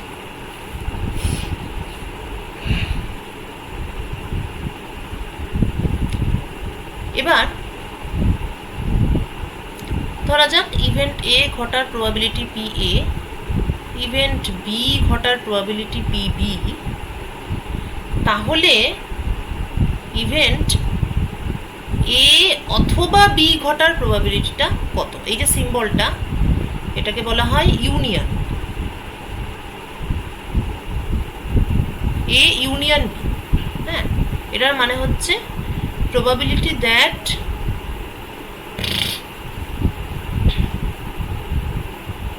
either A or B or both have occurred। ঠিক আছে, সেটা কিভাবে আমরা বার করব? হ্যাঁ, এটা মানে অনেক রকমভাবে বার করা যায়, কিন্তু সব থেকে ইজিয়েস্ট মেথড হচ্ছে টু ভিজুয়ালাইজ ইট। কীভাবে ভিজুয়ালাইজ করব? ধরা যাক এই একটা গোল, এই গোলটা হচ্ছে, এই গোলটার মধ্যে ইভেন্ট এর আউটকামগুলো আছে, বা ইভেন্ট এটা এই গোলটার মধ্যে আছে, ঠিক আছে? কোনো একটা ঘটনা, এই গোলটা সেটা সেই ঘটনাটাকে রিপ্রেজেন্ট করছে বা তার আউটকামগুলোকে রিপ্রেজেন্ট করছে। আচ্ছা, আরেকটা গোল আছে ইভেন্ট বি, তারও আউটকামগুলোকে এই গোলটা রিপ্রেজেন্ট করছে।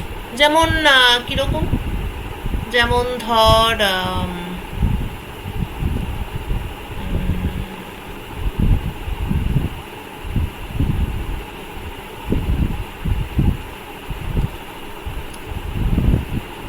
যেমন আজকে কি বার, আজকে হচ্ছে, আজকে বৃহস্পতিবার, তাই তো?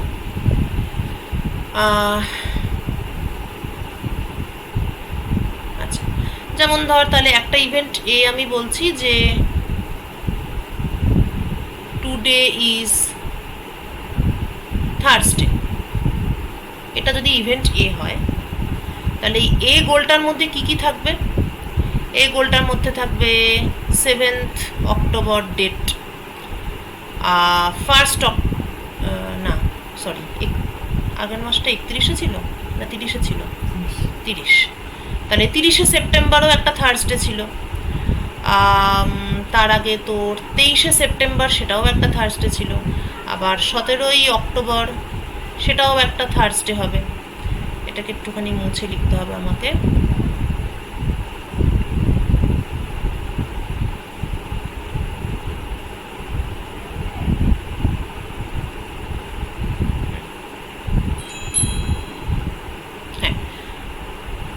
ধরা যাক এই ইভেন্ট হচ্ছে যে টুডে ইজ থার্সডে, মানে বা কোনো একটা ডে, মানে a day is a Thursday. তাহলে আজকে যেমন 7 তারিখ, 7th অক্টোবর। আচ্ছা, এরপর 17 তারিখ, সেটাও 17 না 10 তারিখ, সরি 14 তারিখ, 14 তারিখ সেটাও একটা থার্সডে হবে, 14th অক্টোবর। আবার মনে কর 30শে সেপ্টেম্বর, সেটাও একটা থার্সডে ছিল। 23শে সেপ্টেম্বর, সেটাও একটা থার্সডে ছিল।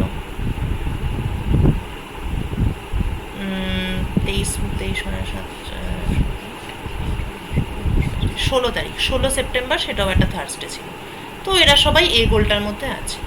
ইভেন্ট বি হচ্ছে আর day is in October,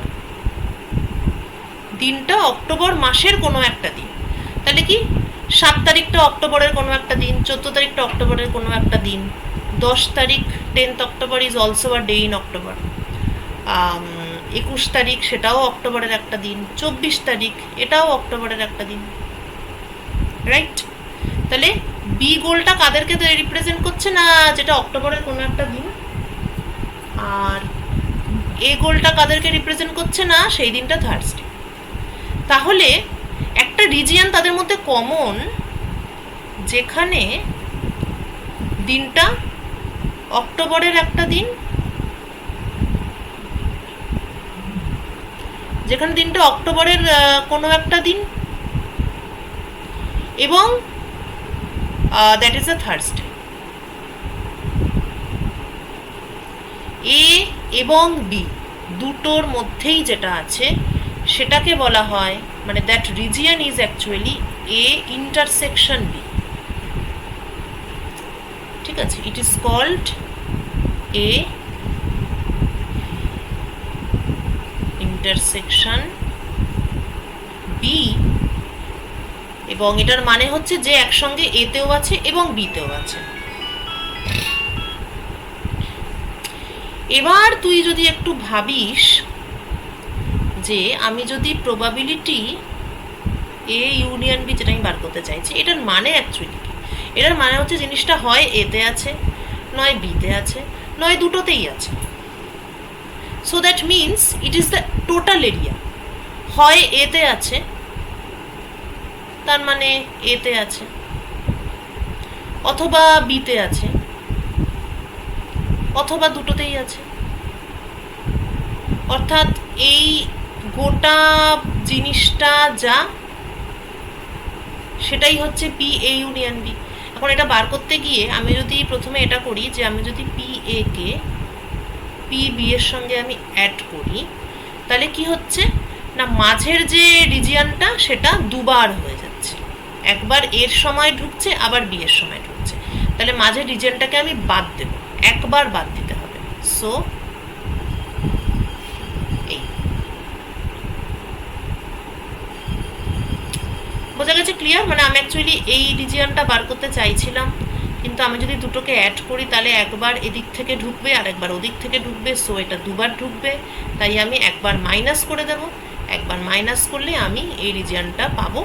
so probability A union B is P A plus P B minus P A intersection B. এটা আমরা বার করলাম যেইভাবে, এই যে গোল গোল এঁকে, এটাকে বলা হয় সেট থিওরি। যাদের স্ট্যাটিস্টিক্স ছিল এইচএসে তারা সেট থিওরি অনেক ডিটেলে পড়েছে।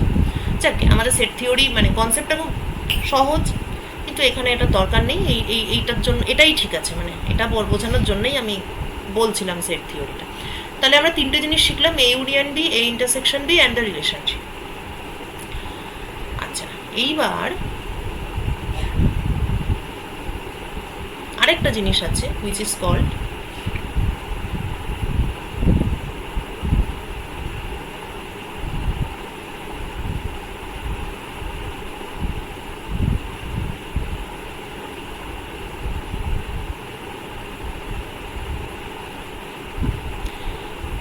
কন্ডিশনাল প্রবাবিলিটি, শর্ত সাপেক্ষে, শর্তাবলী প্রযোজ্য। সেটা কিরকম ব্যাপার?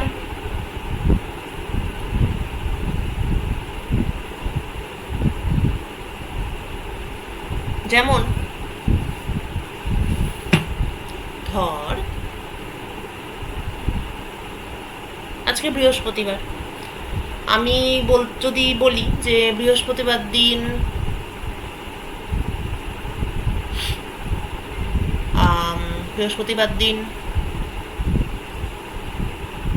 শুভমের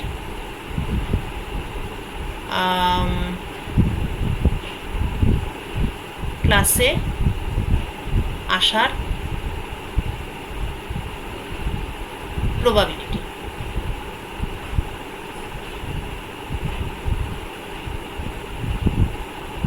ঠিক আছে?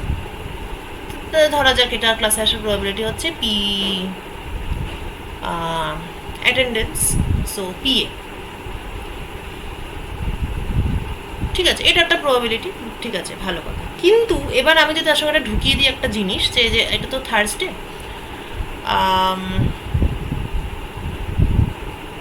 এবার এই ক্লাসটা যদি পুজোর সপ্তমীর দিন ক্লাসটা নেওয়া হয়,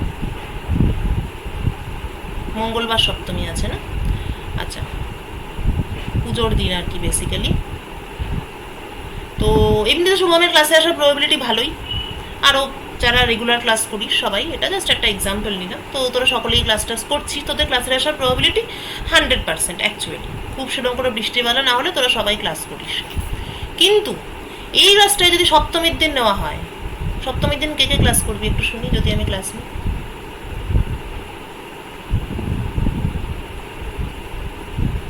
ও সবাই চুপ করে আছে, দেখি আমি আছি তো আবার ক্লাসে, হ্যাঁ আছি। আচ্ছা দেখছিস তো, তাহলে সপ্তমীতে যদি ক্লাস নেওয়া তাহলে তো কেউ ক্লাস করবে না, তাহলে প্রবাবিলিটি হচ্ছে 0%। তো এইটাই হচ্ছে কন্ডিশনাল প্রবাবিলিটি, মানে এমনিতে তোদের ক্লাসে আসার প্রবাবিলিটি হচ্ছে পিএ, যেটা ছিল কিনা 100%, কিন্তু এবার আমি একটা ইভেন্ট বি ডিফাইন করছি, যে ওইখানে আছে চার্জে, দ্য ডে ইজ সপ্তমী, যেই দিনটা হয়ে যাবে সপ্তমী সঙ্গে সঙ্গে প্রবাবিলিটি 0, তার মানে হচ্ছে probability of class attendance given the day is Saptami, সেইটা কিন্তু হয়ে গেল 0, ঠিক আছে? এটা মাঝখানে দাঁড়িয়ে দিয়ে গিভেন বলা হয়। The language is probability of A given B, মানে বলে দেওয়া হচ্ছে যে এটা একটা সপ্তমী, তাহলে অ্যাটেন্ডেন্সের প্রবাবিলিটি কত। এই জিনিসটাই হচ্ছে একটা শর্ত, একটা কিছু বলে দেওয়া হলে তার তখন প্রবাবিলিটিটা কি দাঁড়াচ্ছে, that is called conditional probability. Now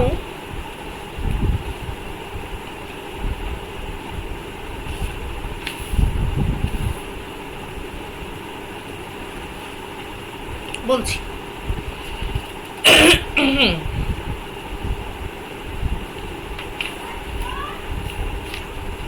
এক মিনিট।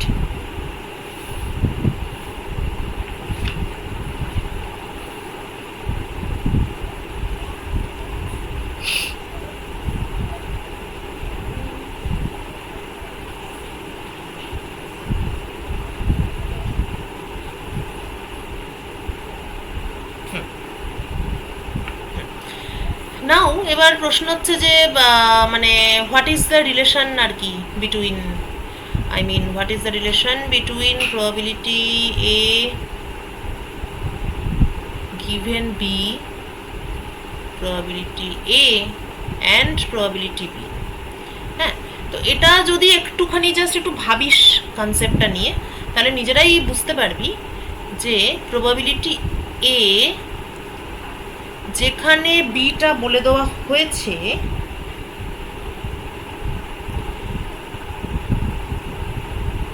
সেটার মধ্যে অ্যাকচুয়ালি দুটো ফ্যাক্টর আছে। একটা ফ্যাক্টর হচ্ছে বিটা ঘটছে সত্যি সত্যি, আরেকটা ফ্যাক্টর হচ্ছে এ আর বি দুটোই একসঙ্গে ঘটছে। হ্যাঁ, মানে প্রবাবিলিটি দ্যাট মানে এ গিভেন বি, এই কথাটার মানেটা কি, মানে পুজোর দিনে একটা লোক ক্লাস করবে, এই কথাটার মানেটা কি, মানে হচ্ছে যে দিনটাতে সত্যি সত্যি পুজো আছে, পুজোর দিন, এবং সত্যি সত্যি পুজোর দিনে একটা লোক বসে ক্লাস করছে।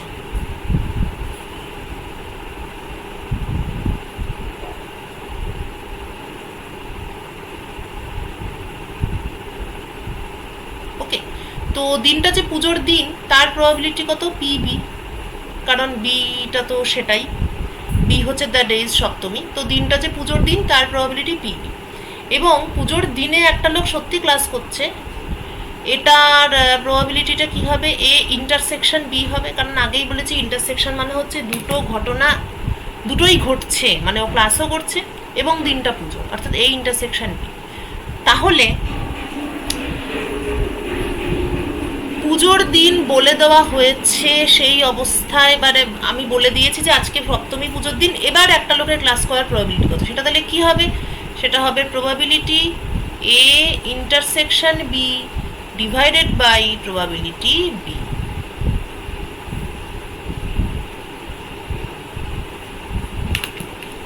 ঠিক আছে, এই রিলেশনশিপটা আরও অনেকভাবেই লেখা, মানে অনেকভাবে ডিরাইভ করা যায় সেই নাম্বার অফ ইভেন্টস দিয়ে, কিন্তু ওগুলো খুবই, আমার তো মনে হয় ওগুলো পুরো ইউজলেস মেথড আর কি, ওইভাবে লেখার কোনো মানেই নেই। জিনিসটা সম্পর্কে ভালো করে ভাবলে আইডিয়াটাও বোঝা যাবে, এবং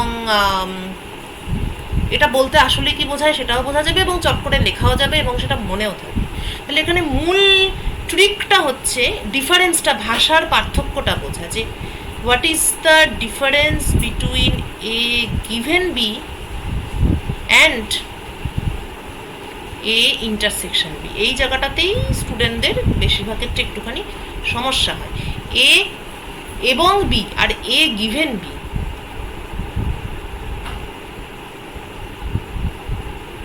এ গিভেন বি মানে কিন্তু বিটা আমি তোকে জানিয়েছি, এই অবস্থায় এর প্রবাবিলিটি তোকে জিজ্ঞেস করছি, আর এ অ্যান্ড বি এটা কিন্তু একটু আলাদা, এটার মানে হচ্ছে এ এবং বি দুটোই একসঙ্গে ঘটছে, সেইটার এ অ্যান্ড বি মানে হচ্ছে এ আর বি দুটোই একসঙ্গে ঘটছে, আর এ গিভেন বি মানে বিটা আমি বলে দিয়েছি, এইবার এটা ঘটছে। দুটোর মধ্যে একটা সূক্ষ্ম পার্থক্য আছে, যেটা আমার মনে হয় একটু অঙ্ক করলে বেশি বোঝা যাবে। একটা অঙ্ক করা যাক।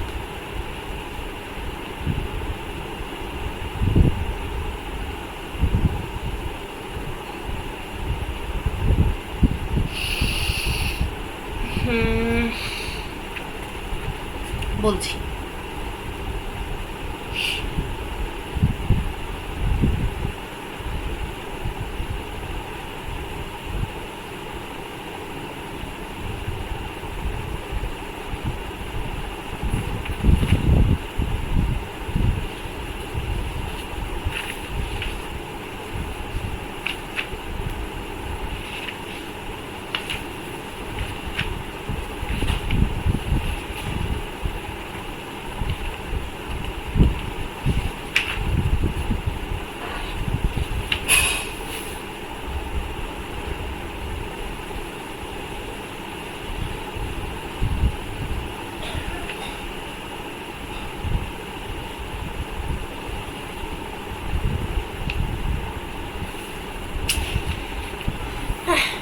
দাঁড়া, ঠিকঠাক অঙ্ক পাচ্ছি না, এক সেকেন্ড।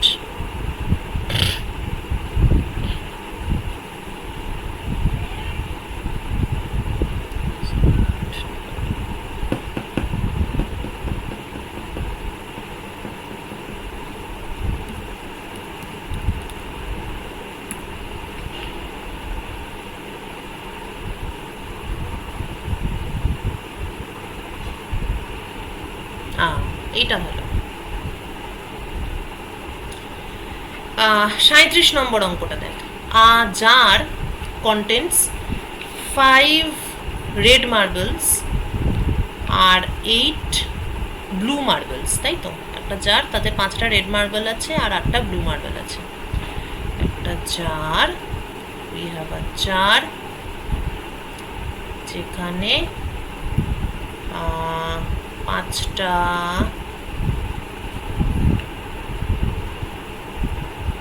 রেড মার্বেল আছে আর 8টা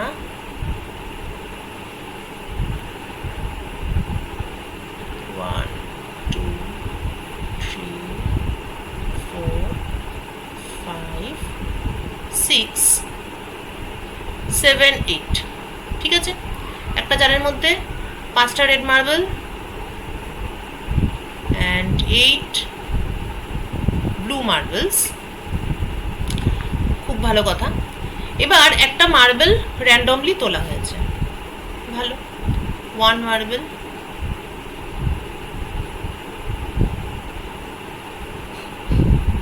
drawn at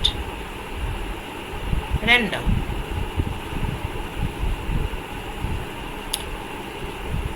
এবার find the probability the marble is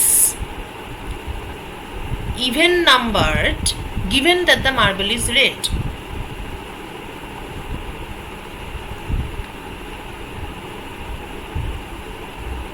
The marble is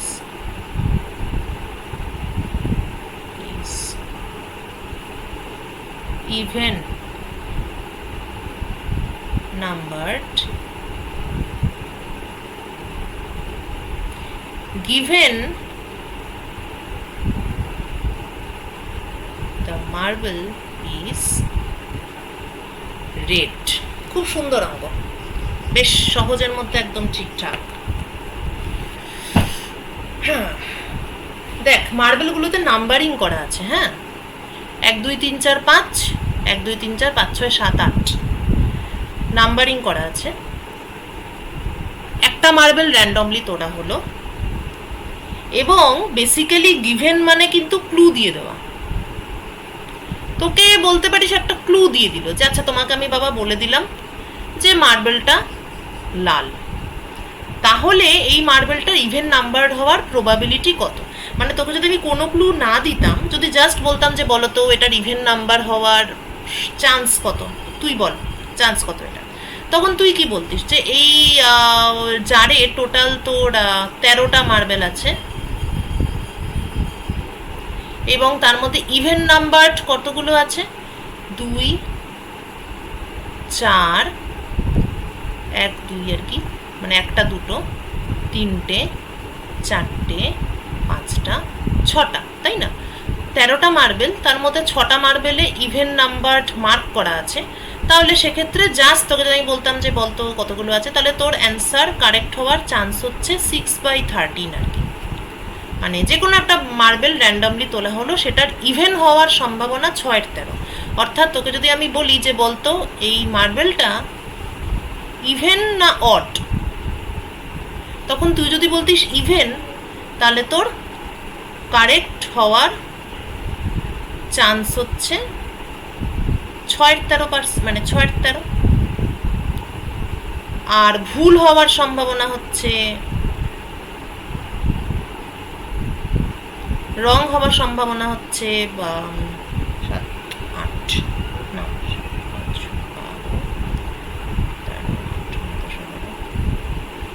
যোগ বিয়োগ ভুলে গেছি, 7 নাকি রে, 7 8 9 10 11 12 8 9 10 11 12, হ্যাঁ 7। ভুল হওয়ার চান্স হচ্ছে 7/13। বুঝতে পারলি কি বলতে চাইছি? তোকে আমি একটা মার্বেল তুললাম, তুলে বললাম যে আমি দেখাবো না, তুই বল এটা ইভেন না অড, তুই বললি যেটা ইভেন, তোর কারেক্ট এই অ্যান্সারটা কারেক্ট হওয়ার চান্স 6/13 আর ভুল হওয়ার চান্স হচ্ছে 7/13। কেন? কেননা টোটাল আমার এখানে 13টা মার্বেল আছে, যার মধ্যে 6টাতে ইভেন মার্কিং আছে। কিন্তু এবার আমি তোকে বললাম আচ্ছা তুই পারছিস না, কনফিউজড হচ্ছিস, ঠিক আছে তোকে আমি একটা ক্লু দিয়ে দিচ্ছি, বা তুই চুপি চুপি দেখে নিলি, হয়তো আমি মার্বেলটা তোলার সময় তুই টক করে দেখে নিয়েছিলি যে মার্বেলটার রেড, তার মানে এখন তোর কাছে একটা ক্লু আছে, it is given, it is the শর্ত যে মার্বেলটা লাল।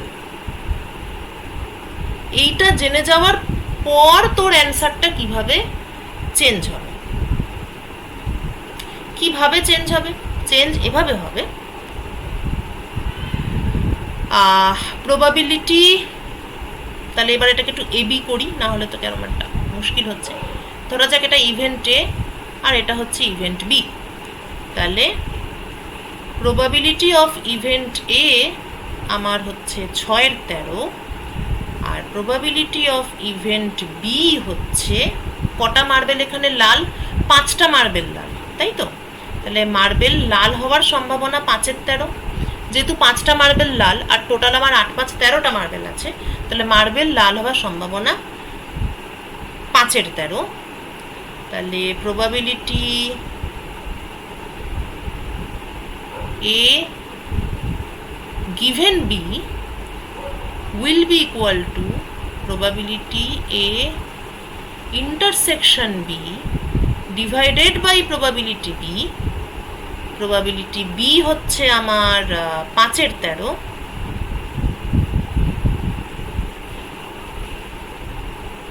আর প্রবাবিলিটি এ ইন্টারসেকশন বি মানে হচ্ছে রেড এবং ইভেন মার্কড, লাল এবং ইভেন কটা আছে? 2 আছে আর 4 আছে, বাকিগুলো 1 3 5 বিজোড় সংখ্যা, তাহলে 2 আর 4, অর্থাৎ প্রবাবিলিটি এ ইন্টারসেকশন বি হচ্ছে মাত্র দুটোই আছে, রেড প্লাস ইভেন এরকম মাত্র দুটোই আছে, সো ইট ইজ 2/13। 13টা মার্বেলের মধ্যে রেড জোড় সংখ্যা দুটো আছে, so it is 2/13, so the answer is 2/5। এটাকে তুই যদি গোদা ভাবিস, মানে এত ঝামেলা না করে, তাহলে তুই যখন আমি হাতটা বের করেছি তুই টুক করে দেখে নিয়েছিস যে মার্বেলটা লাল ছিল, তুই চট করে মেন্টালি ভেবে নিলি যে 5টা মার্বেল লাল, তুই তো জেনে গেলি যে মার্বেলটা লাল। জেনে যাওয়ার পর 5টা মার্বেল লাল, এই 5টা মার্বেলের মধ্যে তুই মনে মনে হিসাব করে নিলি যে আচ্ছা 2 আর 4 এই দুটো ছিল ইভেন, তাহলে নিশ্চয়ই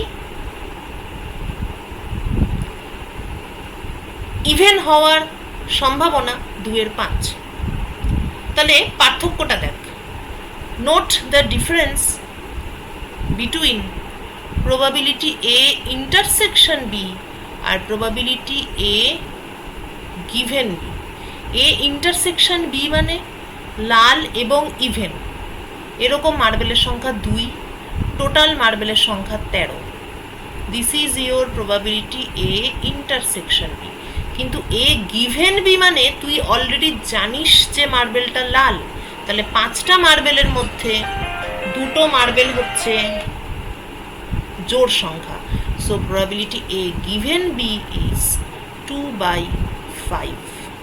একটাতে বলে দিচ্ছি যে এখানে কেবলমাত্র লাল মার্বেল আছে, আরেকটাতে আমি বলে দিচ্ছি না যে কেবলমাত্র লাল মার্বেল আছে, সব মার্বেল আছে, তার মধ্যে লাল এবং জোড়, দ্যাট ইজ 2/30। তার মানে কিছু একটা বলে দিলে আমার সেটা আর কি প্রেডিক্টেবিলিটি অনেক বেড়ে যায়, কারণ দেখ 2/5 আর 2/13, 2/13 থেকে 2/5 অনেক বেশি, মানে মোর মানে হায়ার প্রবাবিলিটি, তাই না? 2/5 এই সংখ্যাটা তো 2/13 থেকে অনেক বড়, তাহলে প্রেডিক্টেবিলিটিটা বেড়ে যাচ্ছে। বুঝতে পেরেছি? এইটা হচ্ছে এবং এবং গিভেনের মধ্যে ডিফারেন্স। গিভেন মানে গিভেন, তোর কাছে একটা এক্সট্রা তথ্য তোর হাতে আছে, এবং মানে কিন্তু তা নয়, এবং মানে তোর কাছে কোনো এক্সট্রা ইনফরমেশন নেই, এবং মানে এবং এটা এবং এটা। ঠিক আছে, কন্ডিশনাল প্রবাবিলিটি ব্যাপারটা বুঝেছিস তো? এবার এটার উপর অঙ্ক আস্তে আস্তে করতে করতেই বুঝবি। ব্যাপারটা নিশ্চয়ই বুঝেছিস সবাই। কিছু কোশ্চেন থাকলে কর। এখন আমি কয়েকটা জেনারেল কথাবার্তা বলবো অ্যাকচুয়ালি তোদের, যেটা একটুখানি বলা দরকার। জেনারেল কথাবার্তা হচ্ছে তিনটে জিনিস বলবো। এক নম্বর হচ্ছে যে সোমবার ষষ্ঠী, সোমবার একটা স্পেশাল ক্লাস আছে, তা ষষ্ঠীর দিন তোরা ক্লাস করবি কি না সেটা আমাকে বলবি। এটা হচ্ছে এক নম্বর। হ্যাঁ, এটা তোরা একটা নিজের আলাদা গ্রুপ করে নিবি, ওখানে আলোচনা করবি, করে সোমবারের ক্লাসটা করবি কি না আমাকে জানাবি। ঠিক আছে, আমি নিতে পারি, মানে তোরা যদি করিস।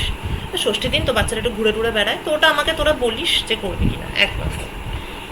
দু নম্বর হচ্ছে যে তোদের মধ্যে যাদের যাদের নিজের নামের মেল আইডি নেই, এখানে আমি যা দেখতে পাচ্ছি সবারই আছে অ্যাকচুয়ালি, সবাই নিজের নামে ঢুকেছিস। ও তোদের বলে লাভ নেই। আচ্ছা, তাহলে এটা তোদের জন্য নয়। আর 3 নম্বর পয়েন্ট হচ্ছে যে, কিছু বলবি কেউ? JBNSTS ম্যাম বল। ম্যাম কলেজে যে ইমেল আইডিটা দেওয়া আছে ওটা আমার নামে নেই। ওটা কোনো সমস্যা নেই, নিজের নামে ওটা করে নিবি, এরপর রেজিস্ট্রেশনের সময় নিজের আইডিটা চেঞ্জ করে এইটা দিয়ে দিবি, ব্যাস, তাহলেই ঠিক হয়ে যাবে। ঠিক আছে? ঠিক আছে। আচ্ছা, JBNSTS যারা দিবি বা যারা এখনো কনফিউশনে আছিস তাদের সবার জন্যই বলছি যে হ্যাঁ, তোদের একজন সিনিয়র, সে অন্য কলেজে, তোদের সিনিয়র মানে সে, যাই হোক আমি তাকে চিনি, অন্য কলেজে খুব ভালো স্টুডেন্ট, সে আমাকে বলেছে যে আমি যেন তোদেরকে বলে দিই যে JBNSTS হচ্ছে খুবই ভালো একটা এক্সাম, এটা অবশ্যই দেওয়া উচিত। এখানে টোটাল 3টে রাউন্ড হয়, 3টে রাউন্ড, ফাইনাল রাউন্ডের পরে সিলেকশন। JBNST ক্লিয়ার করলে অনেক রকম সামার ক্যাম্প, অনেক রকম ক্যাম্প অর্গানাইজ করে, ওয়েস্ট বেঙ্গলের বাইরেও যেতে হয় সেই সব ক্যাম্পের জন্য। ওই সব ক্যাম্পে পার্টিসিপেট করলে প্রচুর লাভ হয়, প্রচুর এক্সপিরিয়েন্স হয়, প্রচুর এক্সপোজার, নানান রকম লোকের সঙ্গে মেলামেশা, অনেক অভিজ্ঞতা হবে, অনেক মানে একাডেমিক অভিজ্ঞতা হবে, রিসার্চের অনেক এক্সপিরিয়েন্স হবে, যেগুলো তোদের ভীষণ রকম কাজে লাগবে। আচ্ছা, মান্থলি 5,000 করে দেয়। কারুর ইন্সপায়ার থাকলে সে পাবে না, যদি ইন্সপায়ার না থাকে তাহলে মান্থলি 5,000 করে সে পাবে। আর আমাকে বলে দিয়েছে মেয়েরা যেন বিশেষ করে ওখানে দেয়, কেননা মেয়েদের জন্য বিজ্ঞান কন্যা মেধাবৃত্তি বলে একটা প্রোগ্রাম আছে। আর অপরচুনিটিস সব সেম, এবং JBNSTS কোশ্চেনের স্ট্যান্ডার্ড বিশাল কঠিন কিছু নয়, মানে অসাধারণ দাঁত ভেঙে যাবে এরম টাইপের নয়। তো পেলে পরে প্রচুর অপরচুনিটিস, তাই একটু সিরিয়াসলি পড়াশোনা করে সবাই যেন দেয়, এটা আমাকে বলতে বলেছিল, আমি তোদের বলে দিলাম। আর KVPY এর অ্যাপ্লিকেশন ডেডলাইন পেরিয়ে গেছে, আমি জানি না ওরা এত আগে কেন রাখলো ওটা, ততদিনে তোদের ভর্তিটাই ঠিকঠাক হয়নি, তো ওটা তোরা দিতে পারছিস না। কিন্তু NGPE বলে একটা এক্সাম আছে, ওটা প্রত্যেক বছর দেওয়া যায়, ন্যাশনাল গ্র্যাজুয়েট প্রোগ্রাম কি যেন একটা। NGPEটাও তুই যদি সেন্টার টপার হতে পারিস তাহলে অনেক রকম অপরচুনিটিস আছে। ঠিক আছে? আর ফেলোশিপ, স্কলারশিপ এসব তো আছেই। ইনফ্যাক্ট ফিজিক্স যদি কেউ ভালো করে পড়ে তাহলে, মানে অনেকে বলে না যে আমার খুব ফিনান্সিয়াল সমস্যা বাড়িতে, তাই তাড়াতাড়ি চাকরি করব, তাই ফিজিক্স অনার্স পড়বো না, এটা অ্যাকচুয়ালি খুবই ভুল কথা। কারণ ফিজিক্সে যে BSc করতে করতে বা কমপ্লিট করেই যেরকম টাকা পয়সা পাওয়ার সুযোগ থাকে, এটা ফিজিক্স, কেমিস্ট্রি, এটা অন্য সাবজেক্ট অ্যাকচুয়ালি মানে বেসিক্যালি না থাকার মতোই। আচ্ছা, আরেকটা জিনিস হচ্ছে যে তোদের তো টেক্সট বুক সম্পর্কে বলা হয়েছে, এবার লাইব্রেরি খোলা থাকলে তোরা আরও অনেক ভালো ভালো বই দেখতে পেতিস। ভালো ভালো বই মানে যেসব বই পড়লে মনে হয় না যে পড়াশোনা করছি, কিন্তু পড়তে খুব ভালো লাগবে। এইরকম একটা খুব ভালো বই হচ্ছে এই বইটা। ঠিক আছে, এটার কাভারটা অবশ্য এখন পাল্টে গেছে, এটা খুবই ভালো বই। এটার নাম হচ্ছে, এবং আমি সাজেস্ট করবো যাদের ফিজিক্স খুবই ভালো লাগে তারা এই বইটা এখন না হলেও, এক্ষুনি না হলেও একটু মাথায় রাখিস এবং ইভেনচুয়ালি কিনিস। সেটা হচ্ছে concepts of modern physics by, এটার নাম তোরা হয়তো এখন না হলেও পরে কারণ না কারো কাছে অবশ্যই শুনবি, বাই আর্থার বাইজার। এই বইটা একটা ছবির মতো সুন্দর বই। ঠিক ঠিক আছে, এবং এটাতে অঙ্ক খুব কম আছে, প্রায় মানে আছে খুব হয়তো বেসিক অঙ্ক আছে, কিন্তু এখানে যেটা আছে সেটা হচ্ছে ফিজিক্সের অল টপিকস, প্রায় প্রায় সব রকম টপিক নিয়ে গল্পের মতো আলোচনা আছে, এবং মানে কনসেপ্টটা এত ভালো আছে এবং ইংলিশটা এতটাই সহজ, খুবই ইজি ইংলিশ, এবং খুব কঠিন জিনিসকে খুবই সহজভাবে বলা আছে। মানে তুই তুই একটা কি বলবো, মানে দেখ লাইন বাই লাইন পড়ে তো প্রথমে তো তোকে ডেস্টিনেশনটা বুঝতে হবে যে আমি এগুলো এত কিছু পড়ছি, আলটিমেটলি আমি কি জানি, সেইটাকে খুব কম্প্যাক্টভাবে বলা আছে। তো এই বইটা ভীষণ ভীষণ ভালো, মানে এটা, এবং এটা শুধু আমার ভালো লাগছে বলে না, এটা স্টুডেন্টরাও যখন লাইব্রেরি খোলা থেকে স্টুডেন্টরা অনেকেই যারা ভালো ভালো লাগতো যাদের ফিজিক্স, তারা অনেকেই এই বইটা পড়তো। এটা জাস্ট এমনি পড়ার জন্য, কিন্তু খুব ভালো লাগবে এবং অনেক কনসেপ্ট ভীষণ ক্লিয়ার হবে, খুবই ভালো বই। ঠিক আছে, তো এটা যাদের খুব পছন্দ, ফিজিক্স ভালো লাগে, তারা এটা অবশ্যই কিনিস, এক্ষুনি না হলেও পরে কিনিস। আরেকটা, এটা আমি কিনতে বলবো না কারণ ওটা অনেক কিছু, অনেক ভলিউম আর কি, মোটা, সেটা হচ্ছে ইনিও খুব ভদ্রলোক, নিজেই প্রচুর বিখ্যাত, সেটা হচ্ছে রিচার্ড ফাইনম্যান, বিখ্যাত সায়েন্টিস্ট, বিখ্যাত টিচার। ফাইনম্যান লেকচার্স, 3টে ভলিউম আছে, ফিজিক্সের সব টপিক ভাগ ভাগ করে 3টে ভলিউম আছে। এটা আমার কাছে ইবুক আছে, তো না কিনলেও হবে, একবার একটু পড়ে, আমি ইবুকটা পাঠিয়ে দেবো, পাঠাতে ভুলে গেলে আমাকে একটু মনে করাবে। ফাইনম্যান লেকচার্সে ফিজিক্সে সব টপিকই আছে, কিন্তু এত সুন্দরভাবে আছে, মানে মনে হবে যে কমন সেন্স থেকেই সব কিছু পড়া যায়, মানে একটা আলাদা করে একটা মানে উদ্যম নিয়ে শুরু করতে হবে এরকম না, জাস্ট সাধারণ বুদ্ধিতে যা মনে হয় সেখান থেকেই ফিজিক্সের সব বড় বড় থিওরিতে আসা যায়। এই জিনিসটা ফাইনম্যান লেকচার্সের খুব ভালো একটা দিক, খুব খুব সুন্দর, মানে খুবই সুন্দর ফাইনম্যান লেকচার্স। এটা একটা তোরা টার্গেট রাখবি, সেটা হচ্ছে বিএসসি 3 বছরের মধ্যে যাতে ফাইনম্যান লেকচার্সটা পড়া হয়। আর একটা হচ্ছে বার্কলে ফিজিক্স বা বার্কলে লেকচার সিরিজ, এরকম একটা কি আছে, বার্কলে ফিজিক্স বা বার্কলে লেকচার সিরিজ, এটাও আমি কিনতে বলছি না, এটা ইবুক আমার কাছে আছে, তোরা নিজেরাও ইন্টারনেট ঘাটলে পাবি। তো নাকি বার্কলে ফিজিক্স কোর্স মনে হয়, বার্কলে ফিজিক্স কোর্সের আন্ডারেও অনেক কিছুর বই আছে, অপটিক্স আছে বোধহয়, ওয়েভ অসিলেশন আছে, মেকানিক্স তো আছেই, মানে সবই আছে। তো বার্কলে ফিজিক্স কোর্সের যদি এই রিলেটেড বইগুলো পড়িস তাহলে মানে ভালো বুঝতে পারবি, মানে একটা জিনিসকে তো অনেক দিক থেকে ভাবা যায়, একই জিনিস কিন্তু সেটা নানান দিক থেকে চিন্তা করা যায় সেটা নিয়ে, তো এটাও খুব ভালো। তবে প্রায়োরিটি ওয়াইজ আমি বলবো এই বইটা প্রথম ভাবা উচিত এবং পড়া উচিত, একটা কম্প্যাক্ট বই। ফাইনম্যান লেকচার্সের অনেক ভলিউম, সেটা একটা বড়, কিন্তু বাইজারের বইটা খুবই ছোট, কম্প্যাক্ট, এবং তার মধ্যে মানে কনসেপ্ট পুরো ঠাসা আছে এবং ছবিও আছে ভালো ভালো। তো এটা আমি স্ট্রংলি রেকমেন্ডেড, খুব যদি না ফিনান্সিয়াল প্রবলেম থাকে তাহলে এই বইটা কিনিস। হ্যাঁ, আর ফাইনাল লেকচার্সটা অনেক দাম, 3টে ভলিউম, তো ওটা তোরা ইন্টারনেটে দেখিস, আর না হলে আমাকে রিমাইন্ডার দিস, আমি তোদের পাঠিয়ে দেবো। ঠিক আছে, আচ্ছা ঠিক আছে, তাহলে আমাকে একটু সোমবারে ক্লাস করবি কিনা জানাস, আর না হলে পরে দশমীর পরে ক্লাস নেব, লক্ষ্মী পুজোর দিন নেব না, সেটা নিয়ে দুশ্চিন্তা নেই, কিন্তু দশমীর পরে যদি দেখি একটা দিন, তাহলে আমি ক্লাস নেব। অ্যাকচুয়ালি আমি নিউটনের যে প্রবলেম সেট দিয়েছিলাম ওটা আমার একটু কয়েকটা জিনিস আলোচনা করার আছে, ওটা অ্যাকচুয়ালি করা হয়নি। আর JBNSTS এর স্যাম্পল কোশ্চেন আমি একটা পাঠিয়েছি, আর একটা আমার কাছে আছে, ওটা আমি পাঠাবো। যারা দিবি রেকমেন্ডেড যে সবাই দে এবং একটু ভালো করে প্র্যাকটিস করে দে, কারণ আমার যেটুকু ক্লাস নিয়েছি তার বেসিসে আমার মনে হচ্ছে যে তোরা একটু সময় দিলে তোরা you are able to crack JBNSTS। ঠিক আছে, তো এই হচ্ছে ব্যাপার। এবার পুজো সবাই খুব ভালো করে কাটিও।